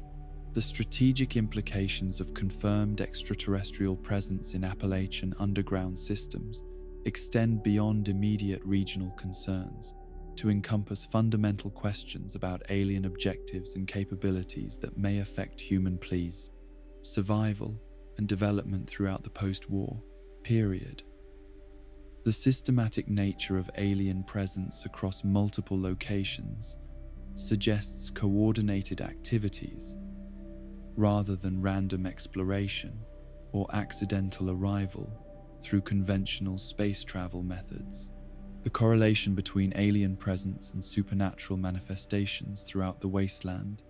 indicates possible connections between extraterrestrial entities and eldritch forces that have influenced human civilization through pre-war corporate activities and post-war religious movements.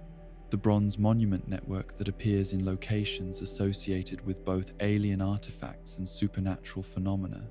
suggests coordination between different categories of non-human intelligence that may serve complementary rather than competing objectives. The technological implications of alien spacecraft discovery include potential access to propulsion systems, energy sources, and materials that exceed pre-war human capabilities, while offering possibilities for enhanced post-war reconstruction and development that could accelerate recovery from Great War devastation. The radiation and chemical byproducts associated with alien technology may also pose health and environmental risks that require careful management to prevent additional catastrophic effects on surviving human populations. The biological implications of alien-influenced ecosystems include demonstration of life forms that operate according to principles that transcend normal terrestrial evolution while creating environments that may prove hostile or beneficial to human habitation depending on specific characteristics and adaptation requirements. The bioluminescent organisms that have developed under alien influence may represent either contamination that poses health risks or beneficial symbiosis that offers enhanced capabilities for post-war survival and development. The xenobiological characteristics evident in alien anatomy provide insights into evolutionary processes that occurred under environmental conditions significantly different from those that shaped terrestrial life, while raising questions about biological compatibility and potential for interspecies communication or cooperation that might serve mutual benefit or create unavoidable conflict. The apparent vulnerability of alien entities to terrestrial environmental conditions suggests either recent arrival or adaptation difficulties that may limit their ability to establish permanent presence without technological support. The archaeological significance of alien artifacts and remains includes evidence that challenges conventional understanding of human historical development, while providing concrete proof that terrestrial civilization developed under observation or influence from non-human intelligences whose objectives and capabilities remain largely unknown. The systematic concealment of extraterrestrial presence throughout human history suggests either deliberate non-interference policies or active concealment efforts that prevented widespread recognition of alien activities. The philosophical implications of confirmed alien presence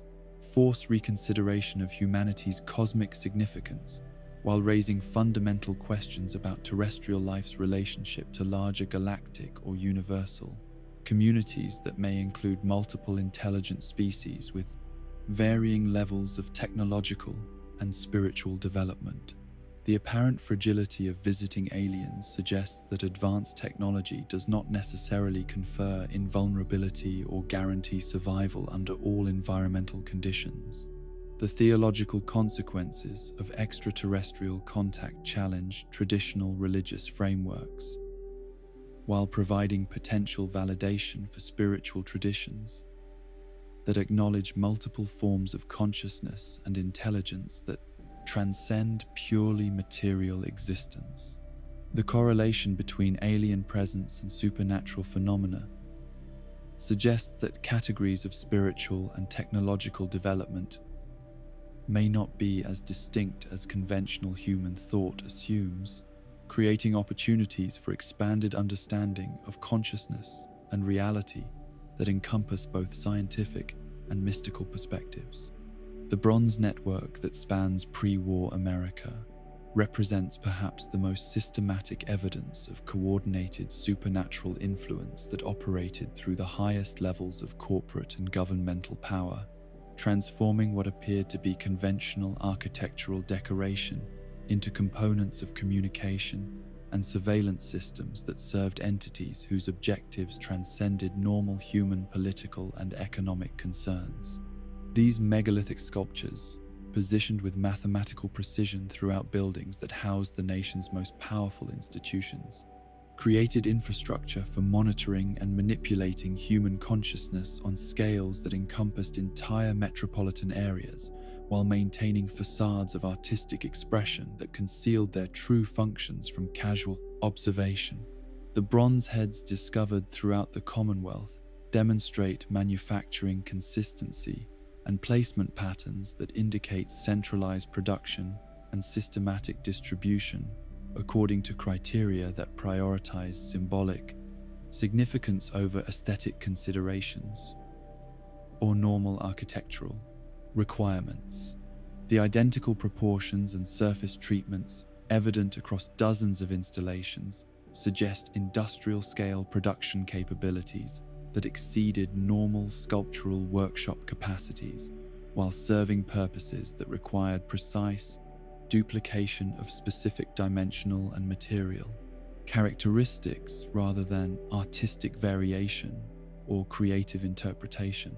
Mass Fusion Building's incorporation of these bronze monuments into its corporate headquarters illustrates how pre-war energy corporations integrated supernatural elements into their operational infrastructure while maintaining public facades of scientific rationality and technological expertise. The positioning of these sculptures within facilities dedicated to nuclear research and power generation suggests recognition that atomic energy development required acknowledgement of forces that transcended conventional physics while serving purposes that encompassed both material, power, production,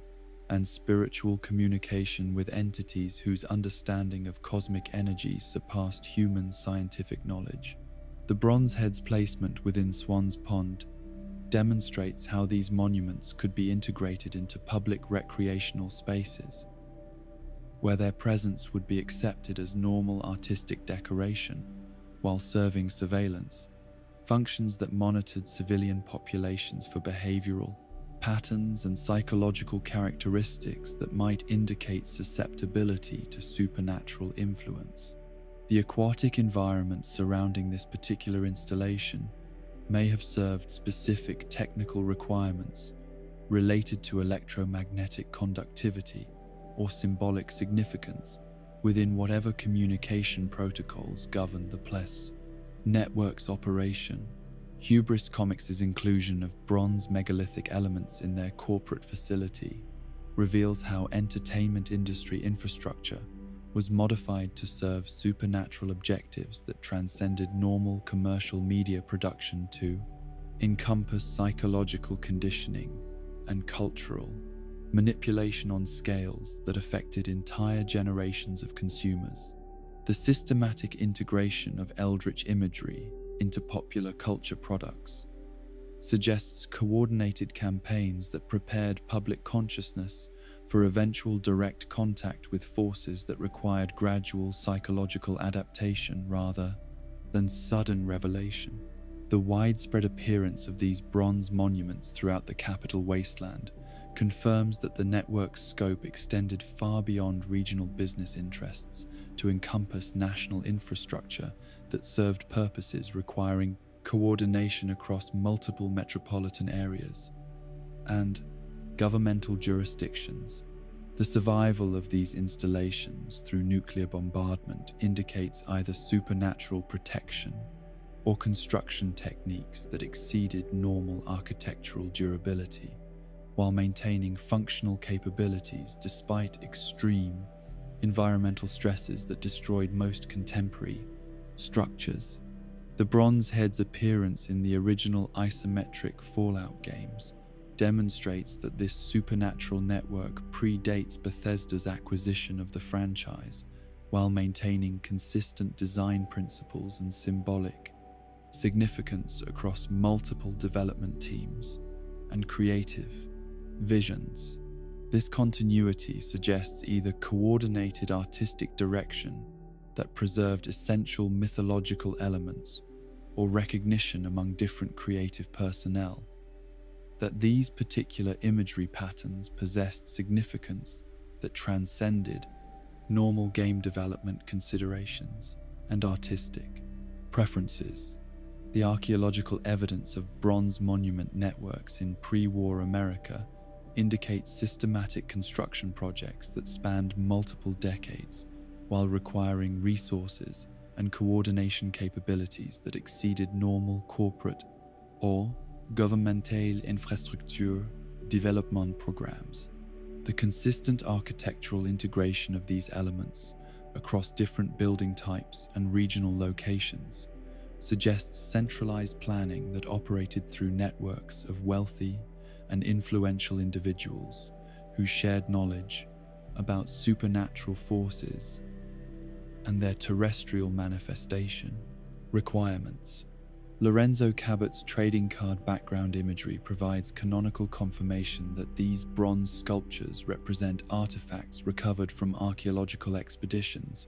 rather than original American artistic productions, establishing direct connections between pre-war supernatural networks and ancient civilizations that possessed knowledge and capabilities that exceeded both historical and contemporary human achievements. The trading card's visual correlation between Lorenzo's Arabian discoveries and Commonwealth installations proves systematic relationships between different manifestations of eldritch influence across vast geographical and temporal distances. The architectural trend toward incorporating megalithic imagery into corporate and governmental buildings during the pre-war period represents systematic aesthetic transformation that served supernatural objectives while maintaining plausible explanations based on artistic fashion and cultural sophistication that prevented recognition of the coordinated nature of these installations. The systematic nature of this trend across different architectural firms and regional markets indicates influence networks that transcended normal commercial relationships and aesthetic preferences to serve purposes that required specific, symbolic, and functional elements. The wealthy elite's knowledge of ancient civilizations, demonstrated through their willingness to invest enormous resources in acquiring and displaying bronze monuments whose true significance remained hidden from public awareness, indicates access to information sources that exceeded normal academic and archaeological institutions, while serving purposes that conflicted with public education and cultural preservation objectives. Their systematic accumulation of these artifacts suggests understanding that transcended mere collector enthusiasm to encompass recognition of practical applications and spiritual significance. The systematic placement of bronze monuments in locations of political and economic power demonstrates how supernatural influence operated through established institutional hierarchies rather than challenging them directly, creating conditions where eldritch objectives could be pursued through normal governmental and corporate decision-making processes without triggering defensive responses from individuals who might have resisted obvious supernatural manipulation or foreign influence. This institutional infiltration enabled systematic preparation for events that would fundamentally alter American society according to ancient patterns. The network theory that connects bronze installations across continental distances suggests communication systems that operated according to principles unknown to conventional, electromagnetic, or mechanical engineering, while serving coordination functions that enabled simultaneous activation or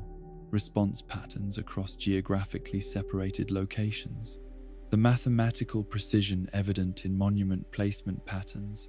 indicates understanding of terrestrial energy fields or cosmic alignments that human science had not yet discovered or acknowledged during the pre-war period. The bronze eye's function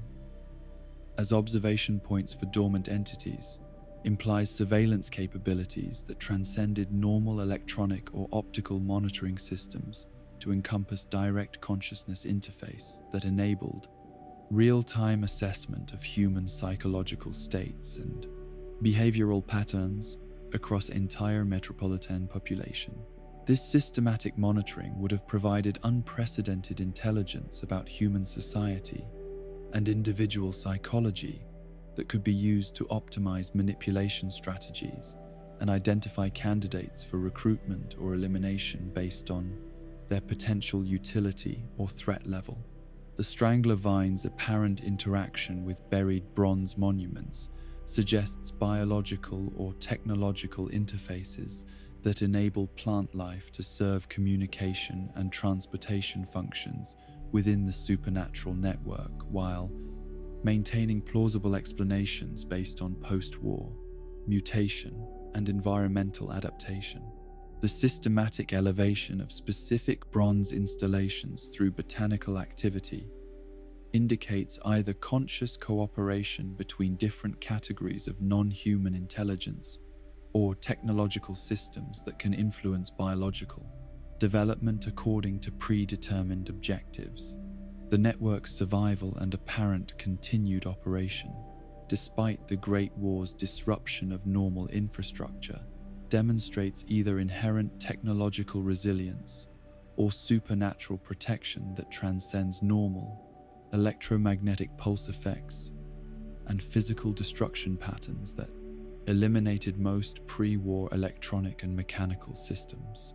The persistence of bronze monument functions through nuclear bombardment suggests either advanced materials and construction techniques or otherworldly influences that operate independently of terrestrial physical laws and environmental conditions. The correlation between bronze monument locations and supernatural activity patterns throughout the post-war period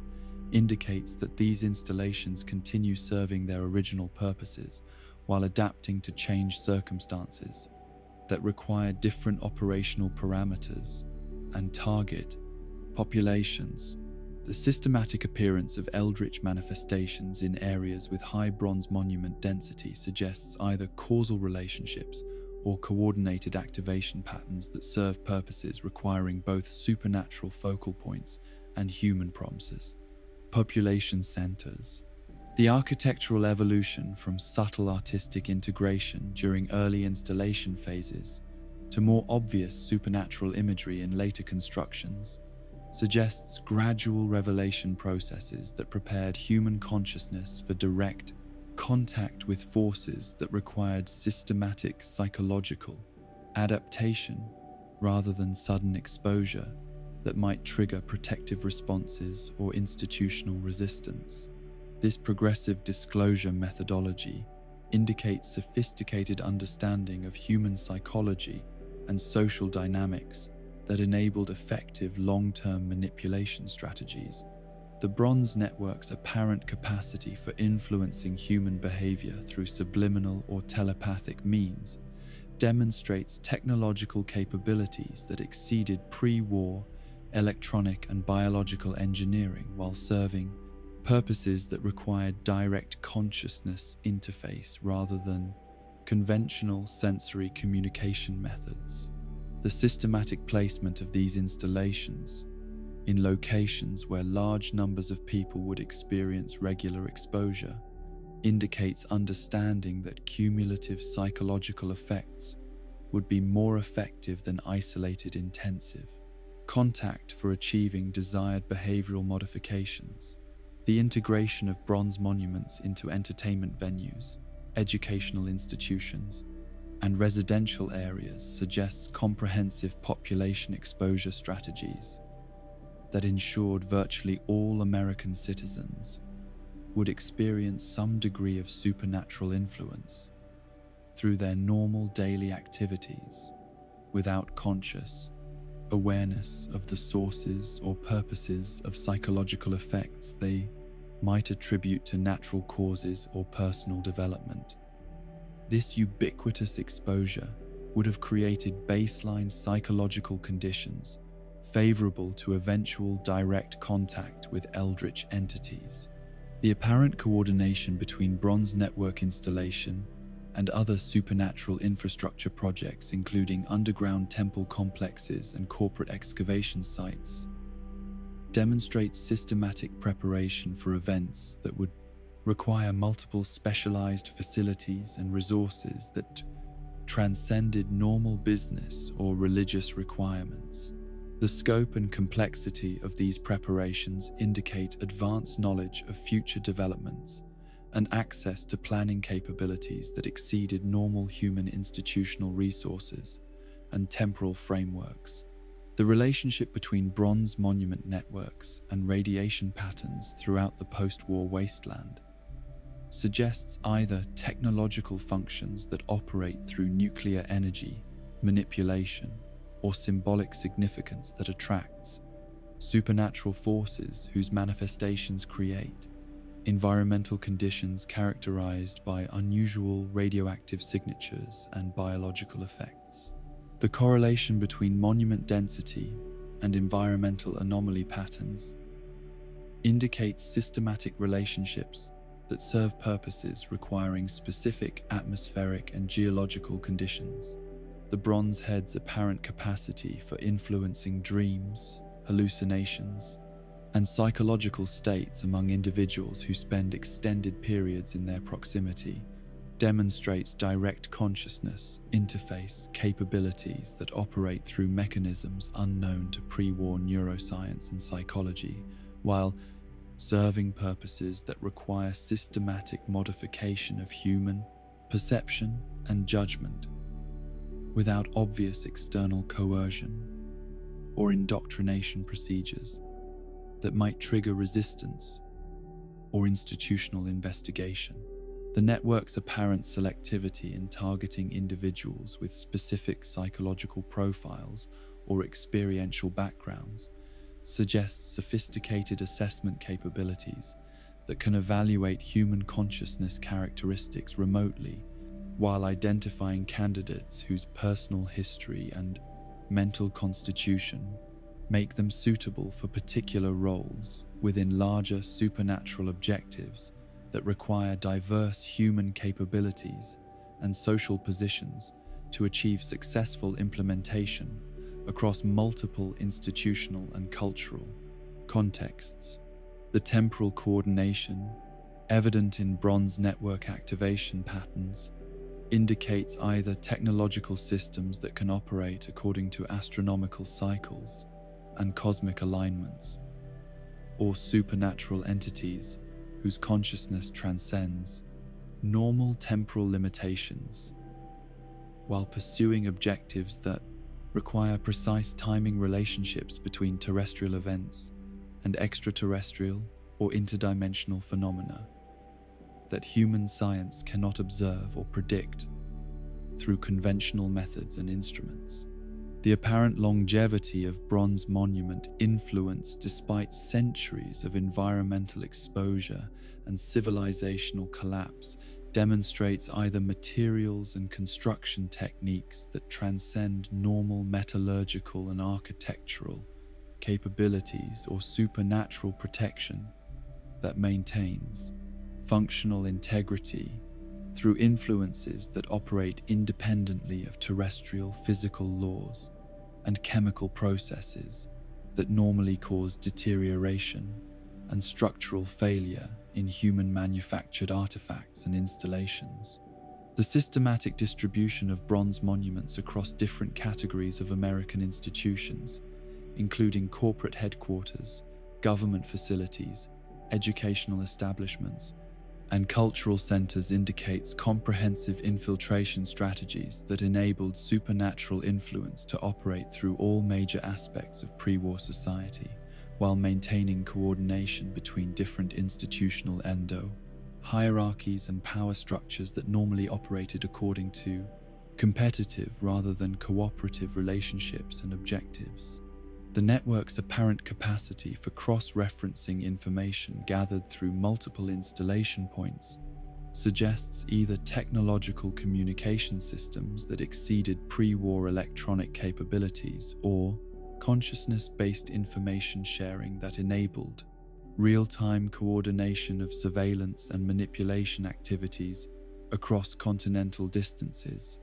while maintaining operational security that prevented detection by human intelligence agencies and investigative institutions that might have recognized the systematic nature of supernatural infiltration. The ultimate purpose of the Bronze Network,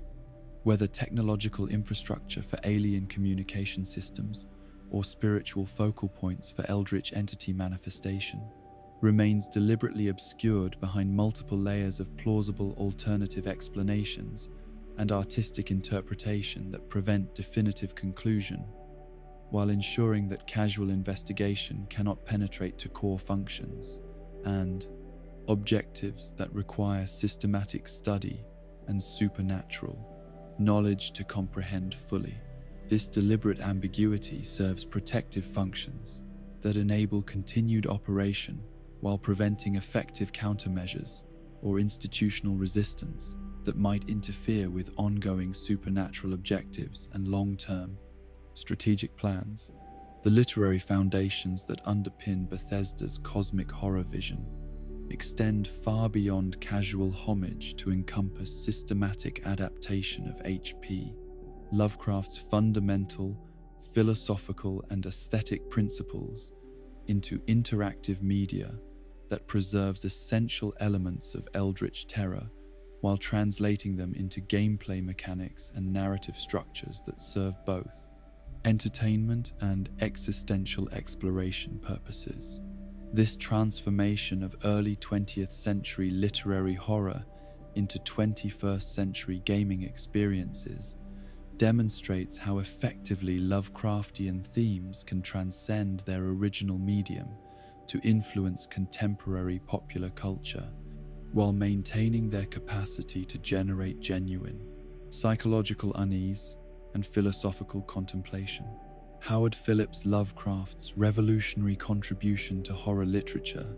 lay not in his creation of specific monsters or supernatural entities, but in his systematic development of cosmological framework that positioned humanity as insignificant accident within universe dominated by intelligences whose existence predates terrestrial life, while operating according to principles that transcend human moral categories and conceptual limitations. This cosmic perspective transformed horror from emotional response to immediate physical threats into intellectual confrontation with existential meaninglessness that challenges fundamental assumptions about consciousness,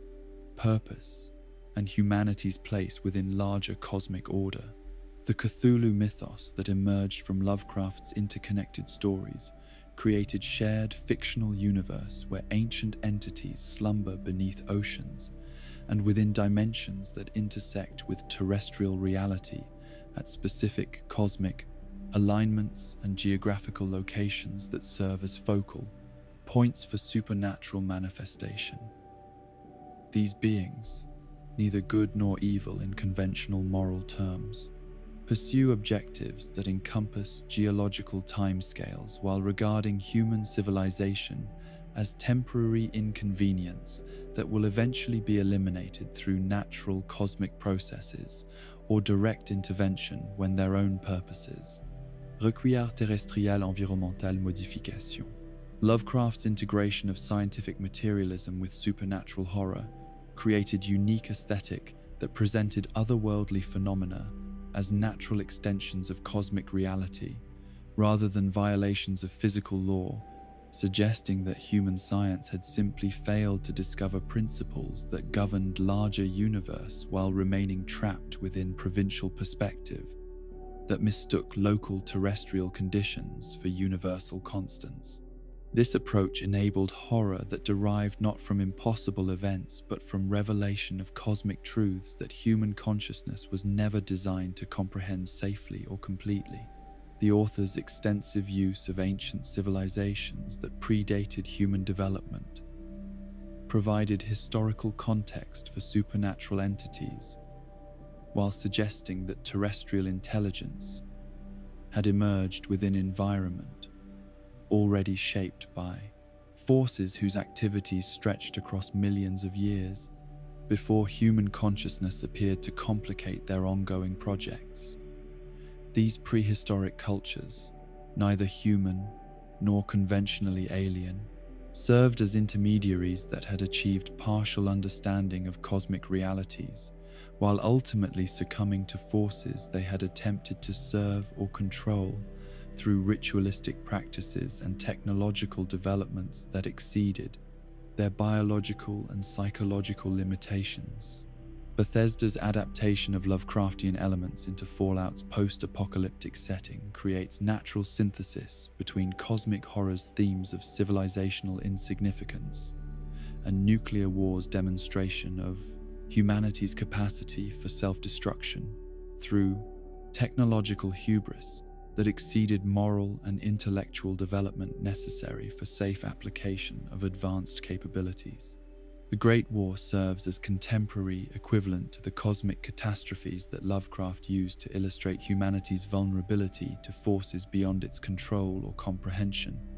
while providing familiar historical context for audiences who might find pure cosmic horror too abstract for emotional engagement. The Dunwhich horror's direct influence on Fallout's supernatural locations demonstrates how effectively Lovecraft's specific narrative techniques can be translated into environmental storytelling that preserves essential atmospheric elements while adapting them to interactive exploration rather than passive reading experience. The original story's rural New England setting provides template for isolated locations where supernatural events can unfold without immediate interference from established authorities or skeptical observers who might prevent proper development of eldritch atmosphere and psychological tension. Lovecraft's fictional Dunwhich, Massachusetts serves as prototype for communities where ancient forces maintain active presence through human agents who have preserved forbidden knowledge across generations while adapting their practices to contemporary circumstances that require concealment from modern institutional oversight and scientific investigation. The systematic decay of social and moral structures within these communities illustrates how prolonged exposure to cosmic truth corrodes human psychological and cultural foundations, while creating conditions favorable to supernatural manifestation and control. The Wheatley family's gradual transformation from eccentric but recognizably human neighbors into servants of incomprehensible entities provides character development template that Bethesda has adapted across multiple game locations, where corporate executives, government officials, and religious leaders undergo similar psychological dissolution, while maintaining enough functional intelligence to serve supernatural purposes through their established social and economic positions. This progression from normalcy to corruption enables horror that develops gradually through accumulated evidence rather than sudden revelation. The mysterious renovations and expansions that characterize the Wheatley Barn provide architectural metaphor for supernatural growth that requires physical accommodation within terrestrial environment while concealing its true nature and scale from observers who might interfere with developmental processes that serve non-human biological or technological requirements. This concept of structures that grow according to inhabitant needs rather than builder intentions appears throughout Fallout's supernatural locations, where pre-war construction has been modified to serve purposes that transcend original architectural functions. The unexplained cattle disappearances that accompany supernatural manifestation in Lovecraft's story establish feeding pattern template that Bethesda has adapted to explain missing persons and systematic population reduction in areas affected by eldritch influence, while providing logical explanation for how otherworldly entities sustain themselves within terrestrial environment that may not naturally provide appropriate nutritional or energy resources for non-terrestrial biological systems or technological requirements. The academic coalition that ultimately confronts and defeats Lovecraft's supernatural threat provides precedent for scholarly investigation of otherworldly phenomena through systematic research and specialized knowledge that enables effective response to entities whose capabilities exceed normal human understanding while remaining vulnerable to specific countermeasures based on deep comprehension of their nature and limitations. This approach to supernatural problem-solving appears throughout Fallout's quest lines, where players must gather information and artifacts to address eldritch threats through informed action rather than brute force solutions. The Nameless City's remarkable parallels with Lorenzo Cabot's Arabian expedition demonstrate how Bethesda has systematically adapted Lovecraft's geographical and archaeological concepts to create coherent backstory for supernatural elements that appear throughout their game world, while maintaining consistency with original literary sources that provide thematic and atmospheric foundation for eldritch horror elements. The desert setting provides isolation and ancient atmosphere that enables archaeological discovery without modern interference or oversight that might prevent proper supernatural development. Lovecraft's unnamed archaeologist protagonist serves as template for Lorenzo's character development, from respected scholar to victim of cosmic knowledge that transforms normal human curiosity into compulsive need for understanding that ultimately destroys psychological stability while providing access to capabilities that transcend normal human limitations. This transformation pattern appears repeatedly throughout Fallout's supernatural narrative elements, where scientific investigation leads to personal corruption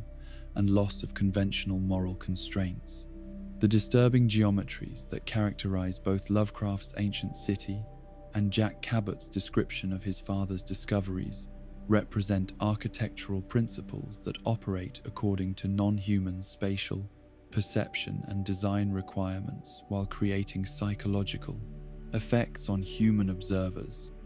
that suggest fundamental incompatibility between terrestrial consciousness and non-terrestrial environmental preferences and aesthetic principles. These alien design elements appear throughout Fallout's underground chambers and temple complexes, where carved surfaces follow patterns that seem to shift and blur under direct observation. The artifact collection and study that motivates both Lovecraft's archaeologist and Lorenzo Cabot creates narrative framework for supernatural contamination through physical contact with objects that retain properties from their original creators, while enabling gradual psychological influence and modification of human consciousness through prolonged exposure to materials that operate according to principles unknown to terrestrial science and completely alien to human biological and psychological development patterns. The protagonist's eventual flight from supernatural revelation in Lovecraft's original story contrasts with Lorenzo's embrace of cosmic knowledge and its transformative effects, illustrating different possible responses to contact with forces that exceed human comprehension, while demonstrating how individual psychology and personal circumstances can determine whether such encounters result in protective withdrawal or dangerous absorption of influences that ultimately prove destructive to human welfare and moral integrity.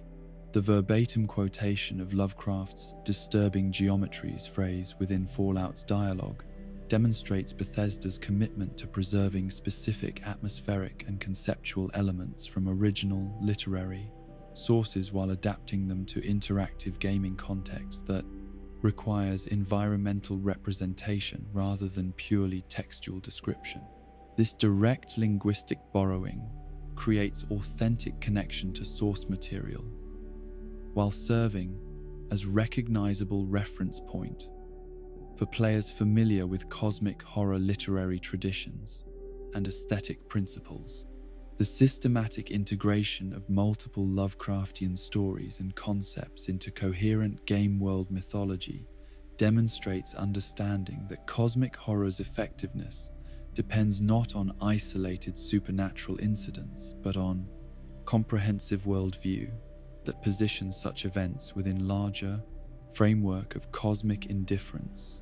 and human insignificance that provides consistent thematic foundation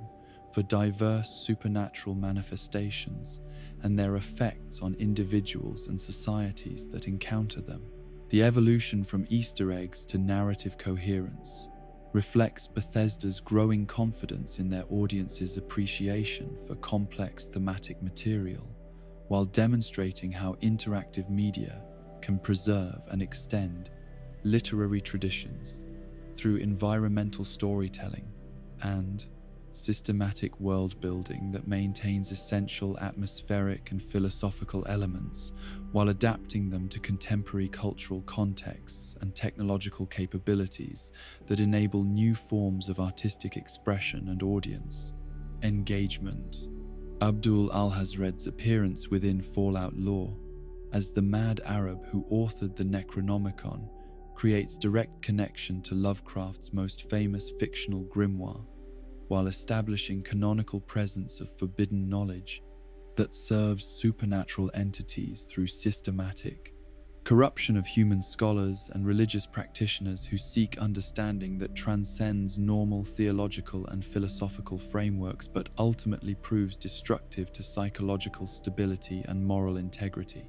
The Necronomicon's role as source of dangerous knowledge that destroys readers while providing access to cosmic truths establishes template for cursed texts that appear throughout Fallout's supernatural locations where books and documents serve as vectors for psychological contamination and spiritual corruption through exposure to information that human consciousness was never designed to process safely or completely without fundamental alteration of personality and moral orientation. The Mad Poet's legendary status within Lovecraftian lore as author who achieved direct contact with cosmic entities through scholarly dedication that ultimately cost his sanity, provides character archetype that appears throughout Fallout's supernatural narratives where pre-war researchers and post-war investigators sacrifice psychological stability in pursuit of knowledge that enables contact with forces whose objectives transcend normal human concerns while requiring human agents to implement their terrestrial manifestation and control strategies. The Necronomicon's systematic appearance across multiple Fallout locations suggests distribution network that preserved and transmitted dangerous knowledge through organized networks of practitioners who maintained access to supernatural wisdom despite official suppression and cultural disapproval, while adapting their practices to contemporary circumstances that required concealment from institutional oversight and public awareness that might interfere with their religious and magical activities. The Tekelili, chants that reference Lovecraft's Antarctic horror epic At the Mountains of Madness, create additional thematic connections that position Fallout's supernatural elements within broader mythological framework that encompasses multiple categories of non-human intelligence and their historical relationships with terrestrial development, while suggesting that current eldritch manifestations represent continuation of ancient patterns rather than recent supernatural invasions or contemporary magical developments. The systematic preservation of Lovecraftian terminology and concepts across multiple game installations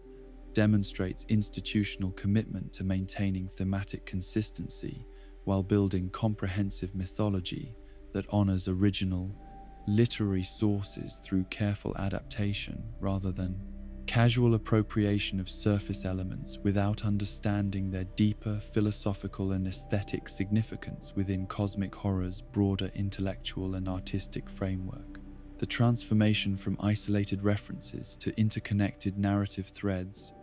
reflects sophisticated understanding of how cosmic horror's effectiveness depends on systematic development of atmosphere and theme through accumulated evidence and gradually revealed connections that create sense of vast conspiracy or cosmic pattern that transcends individual incidents, while positioning human characters as unwitting participants in processes that exceed their comprehension and control. Bethesda's commitment to expanding cosmic horror elements in future installations demonstrates recognition that these thematic materials provide rich foundation for interactive storytelling that combines entertainment value with intellectual and emotional depth, while creating opportunities for player engagement with existential questions and philosophical concepts that transcend conventional gaming experiences to encompass genuine artistic and literary achievement. The success of Lovecraftian elements in attracting and maintaining player interest, despite their complexity and potentially disturbing implications, illustrates contemporary audience sophistication and willingness to engage with challenging material that requires intellectual effort and emotional maturity, while providing rewards that transcend simple entertainment to encompass educational and cultural enrichment through exposure to significant literary and philosophical traditions. The integration of cosmic horror themes with post-apocalyptic setting creates unique synthesis that enables exploration of existential questions about human significance, technological hubris, and civilizational fragility through interactive experience that preserves essential elements of literary tradition while adapting them to contemporary cultural context and technological capabilities that enable new forms of artistic expression and audience participation in complex thematic material. The systematic analysis of supernatural events across all Fallout games reveals patterns of otherworldly influence that transcend individual incidents to encompass coordinated campaign spanning multiple centuries and geographical regions, demonstrating how eldritch forces have shaped human civilization's development through methods that operate below the threshold of conscious recognition, while achieving objectives that serve non-human intelligence whose understanding of terrestrial reality enables manipulation of historical processes according to cosmic schedules and strategic requirements.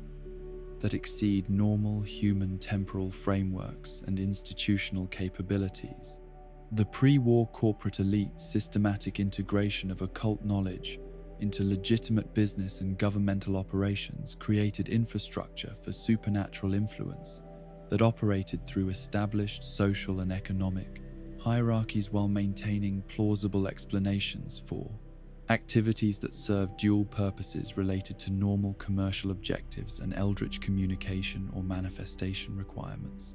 This institutional infiltration enabled systematic preparation for events that would fundamentally alter American society,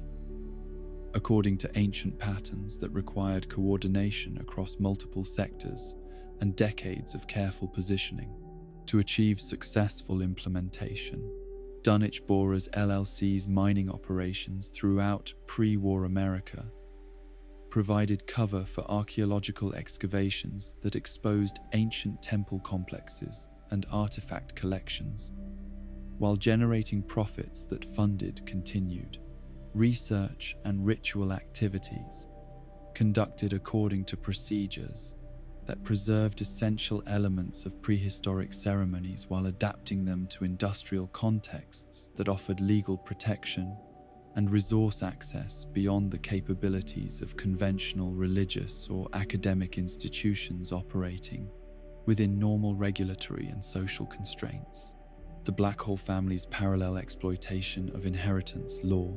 and social connections to accumulate supernatural texts and ceremonial objects created private repositories of forbidden knowledge that complemented corporate archaeological activities while serving specialized functions related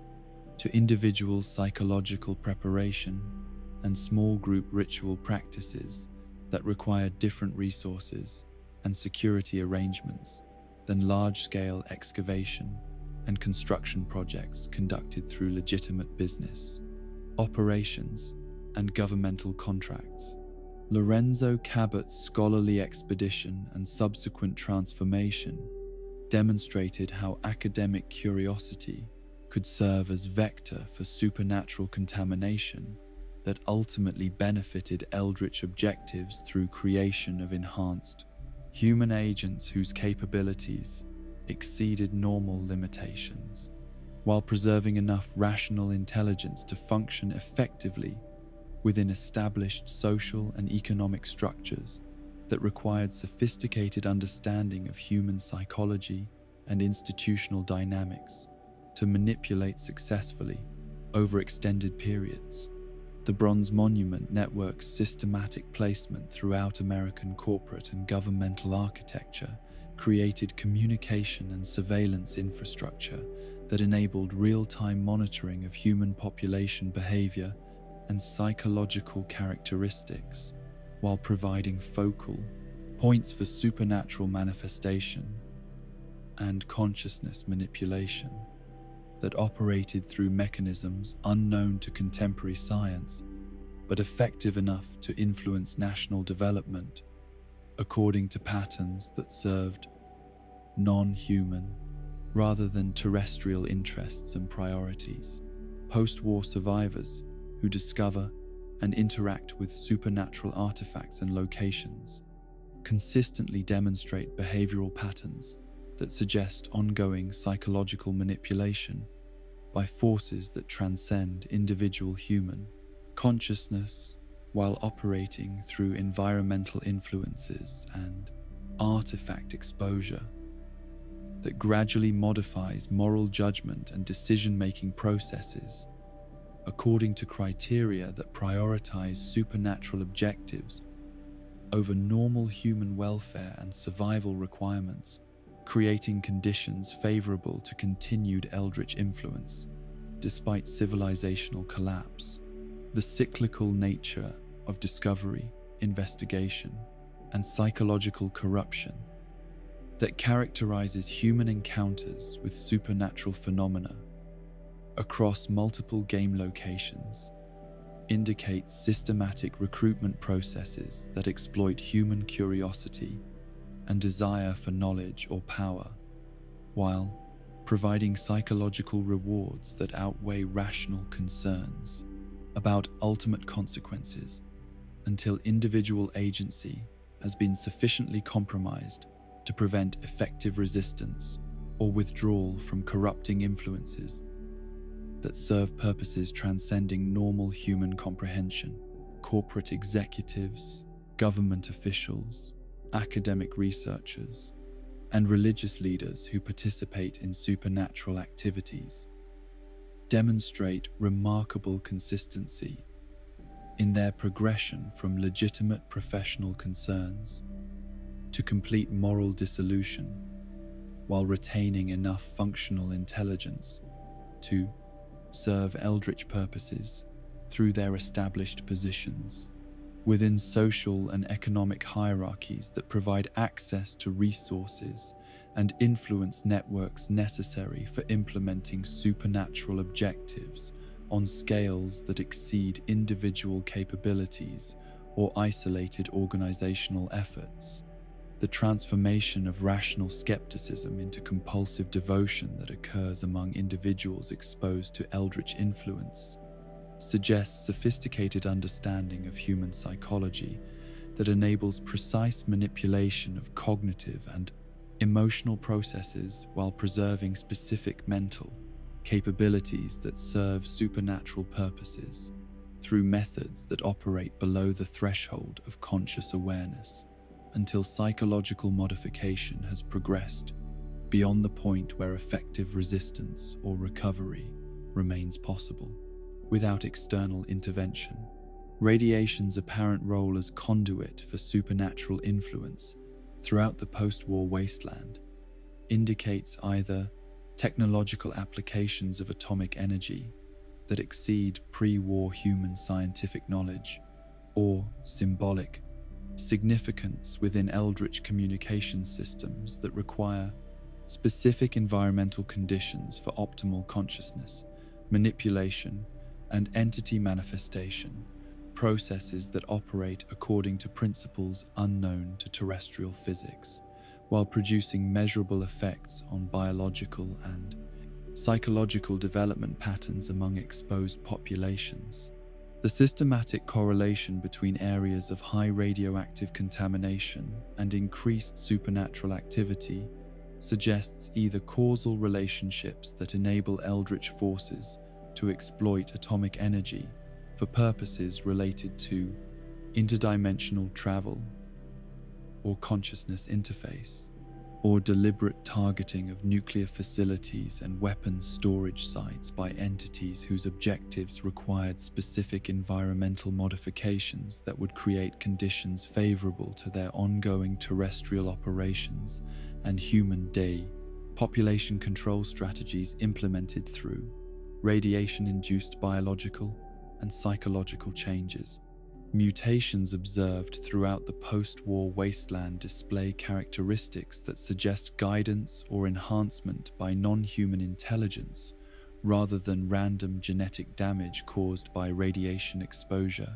with systematic patterns of development that create new life forms adapted to serve specific functions within ecological and social systems that benefit supernatural entities, while providing plausible explanations based on conventional understanding of radiation effects on biological development and evolutionary adaptation processes. The apparent intelligence and coordination displayed by various mutated species, including strangler vines, mothman variants, and ghoul communities, indicate either direct consciousness manipulation by eldritch forces or systematic environmental modification that creates conditions favorable to enhanced cognitive development among irradiated organisms whose altered biology enables them to serve supernatural purposes through methods that transcend normal interspecies communication and cooperation patterns observed under natural evolutionary conditions. The wasteland's transformation from destroyed civilization into environment that supports diverse supernatural manifestations demonstrates systematic terraforming or reality alteration processes that serve non-human environmental preferences while maintaining enough terrestrial characteristics to support human populations. whose consciousness and biological systems can be modified to serve eldritch objectives without complete species extinction that would eliminate useful capabilities and resources that require human intelligence and social organization to implement. Effectively, protagonist encounters with supernatural forces across multiple games consistently result in moral choices that test human ethical frameworks against cosmic realities that operate according to principles that transcend conventional good and evil categories,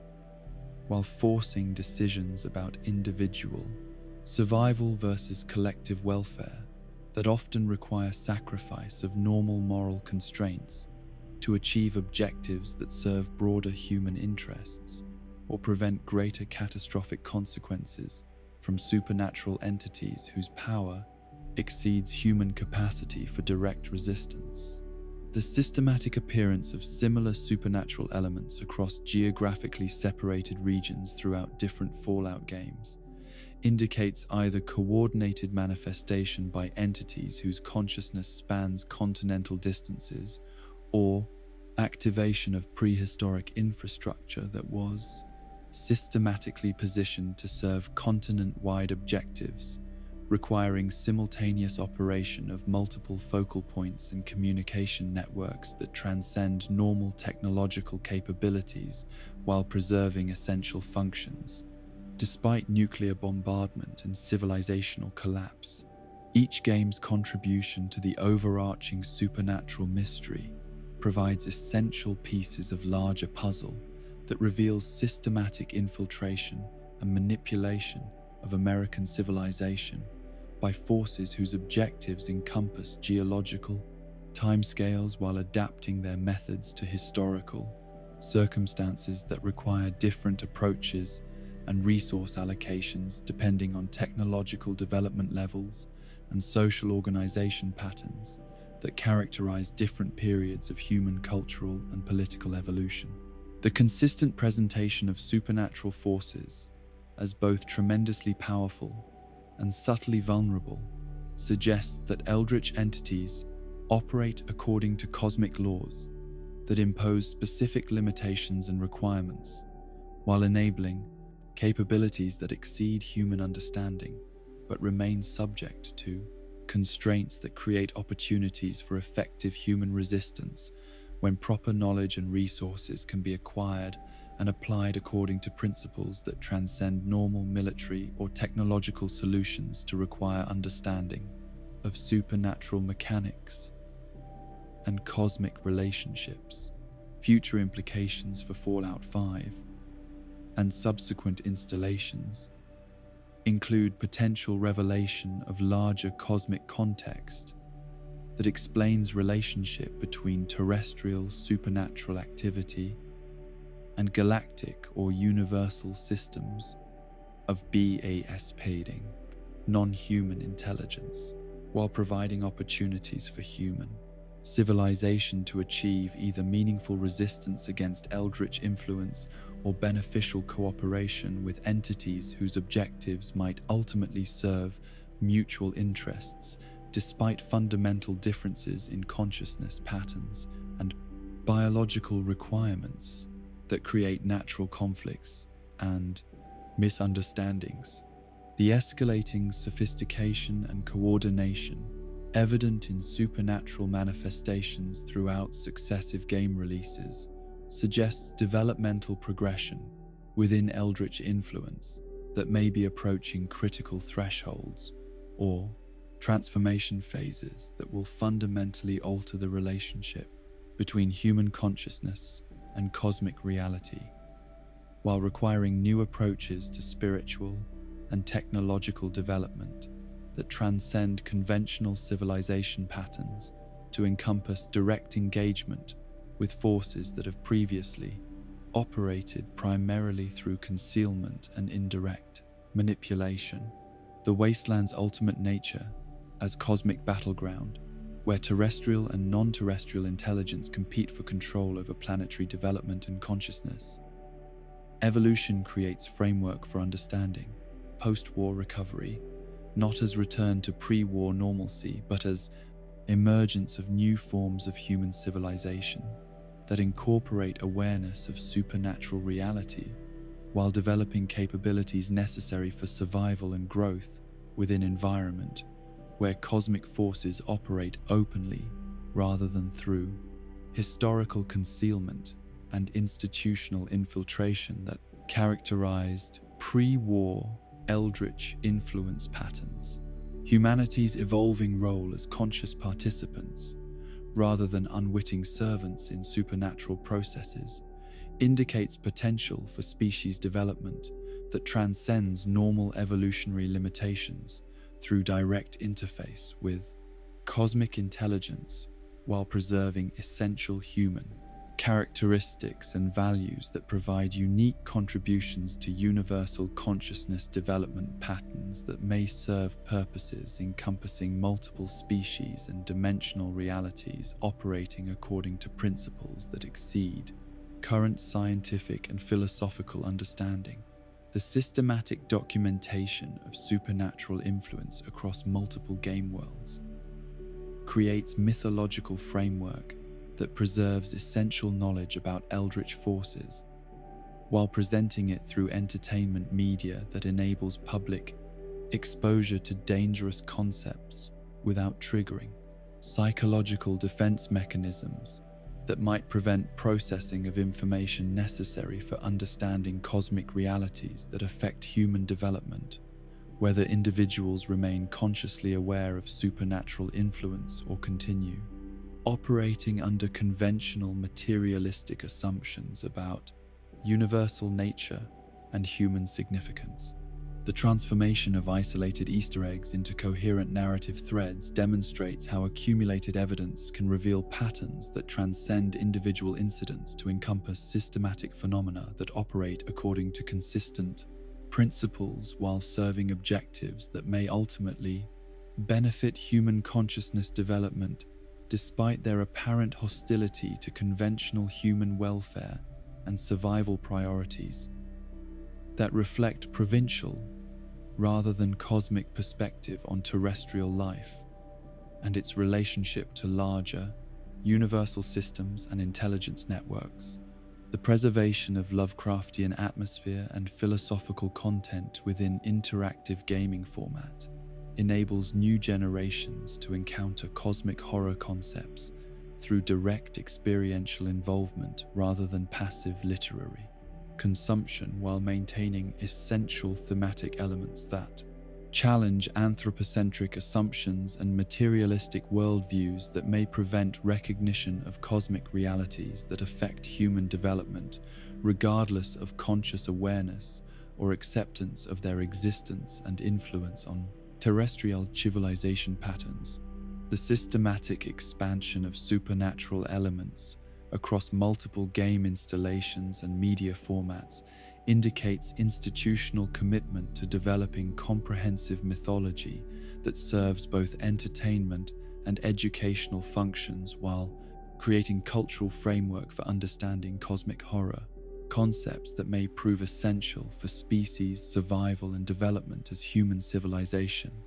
encounters forces and realities that transcend terrestrial experience and conventional scientific or religious frameworks for interpreting universal nature and consciousness. The ultimate significance of Bethesda's cosmic horror integration lies not in its specific fictional content, but in its demonstration that contemporary popular culture can serve as vehicle for transmitting sophisticated philosophical and existential concepts to mass audiences while preserving essential elements of literary and intellectual traditions that might otherwise remain confined to academic or specialized cultural contexts, where their broader social and cultural impact would remain limited despite their potential relevance to species development and cosmic understanding. As we emerge from these depths of cosmic terror and ancient conspiracy, remember that the wasteland's greatest dangers may not be radiation or raiders, but the whispers that echo from bronze eyes and buried temples, The Dunwhich mystery reminds us that some knowledge comes with a price, that some doors should never be opened, and that in the space between sleeping and waking, older things than humanity watch and wait. The companies that shaped the old world, the families that preserved forbidden secrets, and the cults that worship in the darkness, all are threads in a tapestry woven by intelligences that predate human civilization. Rest now, knowing that somewhere in the wasteland's furthest reaches, bronze sentinels keep their eternal vigil. Strangler vines lift monuments to forgotten gods, and in the deepest places of earth, things older than memory stir in their ancient slumber. Sweet dreams, wanderer, and may your sleep be undisturbed by visions of cities that should not be, and gods that should never wake.